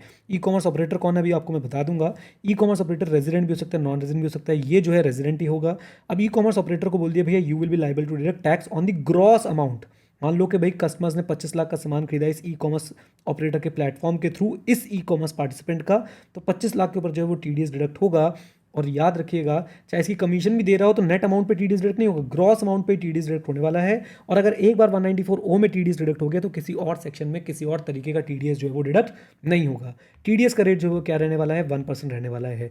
याद रखिएगा ईसीपी रेजिडेंट होना चाहिए, ईसीओ और कस्टमर कोई भी होता रहा है, हमें उससे फर्क जो है वो बिल्कुल भी नहीं पड़ता है। अब अगर कहीं पे सर ऐसा अरेंजमेंट है कि बीच में ईसीओ के प्लेटफॉर्म तो है लेकिन पेमेंट डायरेक्टली जो है वो कस्टमर के पास जाती है, तो भाई उस केस में भी क्या होगा? उस केस में भी जो है टीडीएस जो वो ईसीओ को डिडक्ट करना पड़ेगा। देखिए, direct payment is arrange from customer to ECP for good service provided through ECO, still TDS will be deducted on the gross amount. तब भी ग्रॉस अमाउंट पे जो है वो टीडीएस डिडक्ट किया जाएगा। लॉजिक्स मैंने आपको सारे जो है क्लास में बताए थे। टीडीएस कब डिडक्ट नहीं होगा? जब ईसीपी आपका इंडिविजुअल एचयूएफ है, ग्रॉस अमाउंट जो है less than equal to 5 lakh है ड्यूरिंग द ईयर, और ईसीपी जो है अपना पैन फर्निश करता है या फिर आधार फर्निश करता है किसको? ईसीओ को। ओके, देन इसके बाद जैसे मैंने बताया कि अगर 194 ओ में लग गया तो किसी और सेक्शन में जो है टीडीएस नहीं लगेगा। Specifically 194 H, that is commission वगैरह वाला टीडीएस वाला सेक्शन अब यहाँ पे एप्लीकेबल नहीं होगा। बट एक बात ध्यान रखिएगा, हो सकता है कि ईसीओ कुछ और सर्विसेज भी दे रहा हो ईसीपी को, जैसे कि एडवर्टीजमेंट वगैरह की। कहीं कहीं ईसीपीज बोलते हैं कि मैं अपने प्रोडक्ट को थोड़ा बूस्ट करना चाहता हूँ, मुझे एड्स लगाने दो, तो एड्स वाली जब सर्विस देगा तो भाई साहब एक बात मैं यहाँ पे बोलना चाहूँगा कि उस केस में भी क्या होगा? टीडीएस जो है वो लगेगा, उस पर्टिकुलर एडवर्टीजमेंट वाली सर्विस पे जो है वो टीडीएस लगेगा। गाइडलाइंस इशू की जा सकती है, डेफिनेशन अभी हम पढ़ लेंगे। पैन आधार फर्निश नहीं करोगे तो वैसे जनरल था 20% और applicable whichever is higher, यहाँ पे 5% का रेट जो है वो रहने वाला है। कोविड के चलते सर यहाँ पे भी रेट जो है वो कम हुए हैं और 1-2.75% के हो गए हैं। पहले 1% थे, 0.75% हो गए हैं। ये देखिए यहाँ पे 4 जो है डेफिनेशन दे रखी है। इलेक्ट्रॉनिक कॉमर्स, जब आप सप्लाई ऑफ गुड्स और सर्विसेज करते हैं थ्रू डिजिटल और इलेक्ट्रॉनिक नेटवर्क। ईसीओ, जो सर उस नेटवर्क को, जो बेसिकली वो प्लेटफॉर्म को ओन करता हो जिसके थ्रू इलेक्ट्रॉनिक कॉमर्स पार्टिसिपेंट जो है वो अपनी गुड्स बेचते हैं या फिर सर्विसेज प्रोवाइड करते हैं, राइट। और सर्विसेज में आपकी टेक्निकल और प्रोफेशनल सर्विसेज भी आ जाती हैं, क्योंकि आज की डेट में ऐसे प्लेटफॉर्म भी हैं जहाँ से आप डिजिटली सर्विसेज भी प्रोवाइड कर सकते हैं, राइट। तो ये था हमारा सेक्शन नंबर 194 ओ। अब आप देखेंगे कि सारे के सारे जो सेक्शंस है ना टीडीएस वाले, वो सारे सेक्शंस जो हमने कंप्लीट कर लिए हैं। ये हमारे काम का नहीं है। अब हमारे पास क्या बचा है? अब हमारे पास जो टीडीएस के बाकी छोटे छोटे पार्ट्स हैं, जैसे कि 201 है या फिर डायरेक्ट पेमेंट है, उस तरह के सेक्शंस जो हमारे पास बचे हुए हैं। चलिए जल्दी से वो भी जो है हम लोग जाके कवर कर लेते हैं। आ जाओ। तो सबसे पहले हम लोग देखते हैं यहाँ पे डायरेक्ट पेमेंट। डायरेक्ट पेमेंट में क्या है कि भाई देखो, बात ऐसी है, अगर टीडीएस डिडक्ट होना था नहीं हुआ, या फिर टीडीएस था ही नहीं किसी पर्टिकुलर अमाउंट पे क्योंकि थ्रेशोल्ड से ऊपर नहीं एक्सीड हो रहा था, तो एसएससी जो है वो डायरेक्टली पे करेगा। हाँ जी, एसएससी जो है वो क्या करेगा? वो डायरेक्टली पे करने वाला है। फिर से सुन लीजिए, इन case of income in respect of which provision is not made in this chapter, TDS के प्रोविजन ही नहीं है या फिर टीडीएस डिडक्ट ही नहीं हुआ, तो इनकम टैक्स डायरेक्टली कौन पे कर देगा? एसएससी पे कर देगा। Is that clear? Come on, yes और नो, जल्दी बता दीजिए। फिर वही आपका जो है वो ईसॉप वाली बात बता रखी है कि ईसॉप के केस में टीडीएस कब डिडक्ट होगा? Within 14 days from the earliest of the following. Earliest क्या है? वही 48 month from the end of the relevant assessment year, या फिर sale of the specified security, या फिर assessee ceases to be employee of that particular eligible startup जिससे उसको ESOP मिले थे, right. So income year of allotment में chargeable कर देंगे, no problem at all. Tax जो है आपको पे नहीं करना पड़ेगा इन द सेम ईयर, ना ही पे करना पड़ेगा, ना ही डिडक्ट होगा। टैक्स होगा आपका with in 14 days from earliest of the following, और रेट ऑफ टैक्स आपके पुराने ईयर के यूज होंगे। ये मैंने सैलरी वाली इलस्ट्रेशन में आपको कराया भी है। देन उसके बाद 201 पे हम लोग आ जाते हैं। 201 हमने बस अब रिवाइज करना है, उसके बाद हमारा टीडीएस का रिवीजन जो है वो कंप्लीट हो जाएगा। अब 201 एक्चुअली में कहता क्या है? 201 बोलता है कि जी देखो, टीडीएस डिडक्ट करना था, टीडीएस डिडक्ट नहीं हुआ, तो आपको एसएससी इन डिफ़ॉल्ट मान लिया जाएगा। आपके अंदर इस सेक्शन की पेनल्टी और इंटरेस्ट लगेगा। ये सेक्शन मेरे हिसाब से हमारे कोर्स का पार्ट नहीं है, और ये वाला इंटरेस्ट जो है हमने डेफिनेटली पढ़ना है कि आपके ऊपर जो है 1% फॉर एवरी मंथ और पार्ट ऑफ द मंथ जो है वो इंटरेस्ट लगेगा। कब से कब तक? कब से कब तक? कब से कब तक? तो सुन लो भाई, कब से कब तक? हाँ, जो आपका टैक्स डिडक्ट होना था उस पर from the date on which such tax was deductible. अब डिडक्टेबल कब होता है? Payment of credit whichever is earlier, and कुछ सेक्शंस में only upon payment till the date on which such tax is deducted. यानी जब से deduct होना था तब से लेके जब तक वो डिडक्ट हुआ उतने पीरियड का आपके ऊपर 1% पर मंथ और पार्ट देयर ऑफ के हिसाब से जो है वो क्या लगेगा? इंटरेस्ट लगेगा। ओके, देन उसके बाद बात करते हैं कि भैया आपने टीडीएस डिडक्ट करना था, लेकिन टीडीएस डिडक्ट कर लिया लेकिन उसको डिपॉजिट नहीं कराया, तो भी आपके ऊपर 221 220 तो आएगा ही। लेकिन अब आपके ऊपर जो इंटरेस्ट लगेगा 201 का वो लगेगा 1.5% फॉर एवरी मंथ, और पार्ट ऑफ द मंथ। अब फिर कब से कब तक अमाउंट ऑफ टैक्स पे लगेगा, ये हमारा प्रिंसिपल हो गया, ये हमारा रेट हो गया। जिस डेट पे आपका टैक्स डिडक्ट हो गया, to the date on which such tax is actually paid. हाँ जी, to the date on which such tax is actually paid. तो डिडक्ट जब कर लिया तब से कब तक, जब तक आपने वो टैक्स पे किया तब तक। और इस वाले केस में, पर्टिकुलर केस में याद रखिएगा कि अगर आपने इंटरेस्ट पे नहीं किया, that will become a charge, that interest shall be a charge upon all the assets of the person liable to tax, यानी कि भांडे टिंडे बर्तन बिकवा के भी आपसे जो है भाई वो इकट्ठा कर लिया जाएगा। देन कब तक जो है आपको नोटिस आ सकता है for considering US SSC in default. Okay, तो उसका जो टाइम पीरियड दे रखा है, अगर आप किसी रेजिडेंट का टीडीएस डिडक्ट नहीं कर पाए तो आपको जो नोटिस आ सकता है वो कब तक आ सकता है, 7 ईयर्स तक from the end of the financial which payment is made और क्रेडिट इज गिवन। ओके, याद रखिएगा ये टाइम लिमिट कब एप्लीकेबल है, जब आप टीडीएस डिडक्ट नहीं कर पाए, वो भी किसका, for a person resident in India. इसका मतलब आपके पास और कोई टाइम लिमिट नहीं है। किस केस में, इसमें अमेंडमेंट भी हम आगे पढ़ लेंगे। For issue of notice in case of failure to pay tax after deduction और failure to deduct tax of a non resident. Now this is very important, PGBB से भी कनेक्टेड है।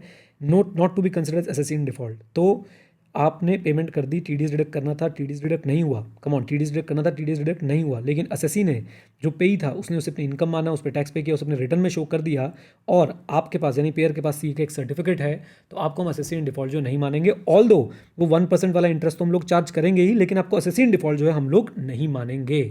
तो सेम बात यहाँ पे लिखी है, person who fails to deduct tax on sum paid to a resident, हम लोग उसे क्या मानेंगे, जो है डिफॉल्टर नहीं मानेंगे। अमेंडमेंट है अगले पेज पे, डोंट वरी एट ऑल। हम लोग उसे जो है एसएससी डिफॉल्ट में नहीं मानेंगे अगर पेई एक अपनी रिटर्न फर्निश कर दे, उस अमाउंट को जिस पे टीडीएस डिडक्शन होता है उसे अपनी इनकम में शो कर दे, और साथ साथ में उस पर टैक्स पे कर दे, और साथ में जो पेयर है उसके पास एक सर्टिफिकेट आ जाए, किससे, चार्टर्ड अकाउंटेंट से, कि सारी घटना जो है वो हो चुकी है। तो हम एसएससी इन डिफॉल्ट नहीं मानेंगे, लेकिन याद रखिएगा कि आपके ऊपर लेट पेमेंट की वजह से जो इंटरेस्ट है वो तो लगेगा ही। The payer shall not be considered assessed in default, but he will be liable to pay interest at the rate of 1% for every month or part of the month.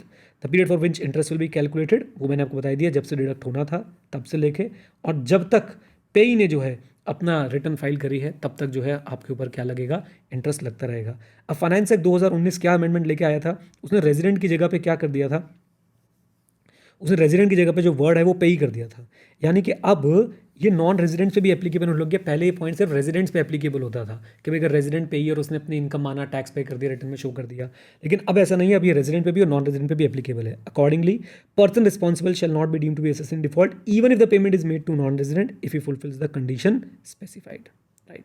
Then इसके अंदर जो अभी हमने एक पीरियड पढ़ा था कि भाई 7 साल तक नोटिस आ सकता है, तो उसको लेके भी कुछ छोटे से अमेंडमेंट है, वो भी हम जल्दी से कवर कर लेते हैं। और वो अमेंडमेंट सिर्फ क्या करती है, पीरियड ऑफ लिमिटेशन को एक तरीके से थोड़ा सा अमेंड कर रही है, चेंज कर रही है। पहले हमारे पास पीरियड ऑफ लिमिटेशन किसके ऊपर एप्लीकेबल था, जब टीडीएस डिडक्ट नहीं किया था आपने रेजिडेंट व्यक्ति का, तो आपका 7 year from the end of the financial year होता था। अब उसे कर दिया 7 year from the end of the financial year, या फिर 2 years from the end of the financial year which the correction statement, basically जो आपने अपनी गलती मान के जो करेक्शन स्टेटमेंट फाइल करी उसके with in 2 years from the end of the finance, जिस ईयर में आपने फाइल करी उससे विद इन 2 ईयर्स तक जो है आपको एसएससी इन डिफॉल्ट मानने का नोटिस जो है वो भेजा जा सकता है। तो 7 ईयर्स और 2 ईयर्स, फ्रॉम 7 ईयर्स कहाँ से, जब पेमेंट ऑफ क्रेडिट था, 2 ईयर्स कहाँ से, जिस ईयर में आपने करेक्शन स्टेटमेंट फाइल करी, whichever is later, that's it, this is the only amendment by finance act 2019। तो इस तरह से सर हमारा टीडीएस जो है वो मोटे मोटे तौर पे पूरा का पूरा खत्म हो जाता है यहाँ पे।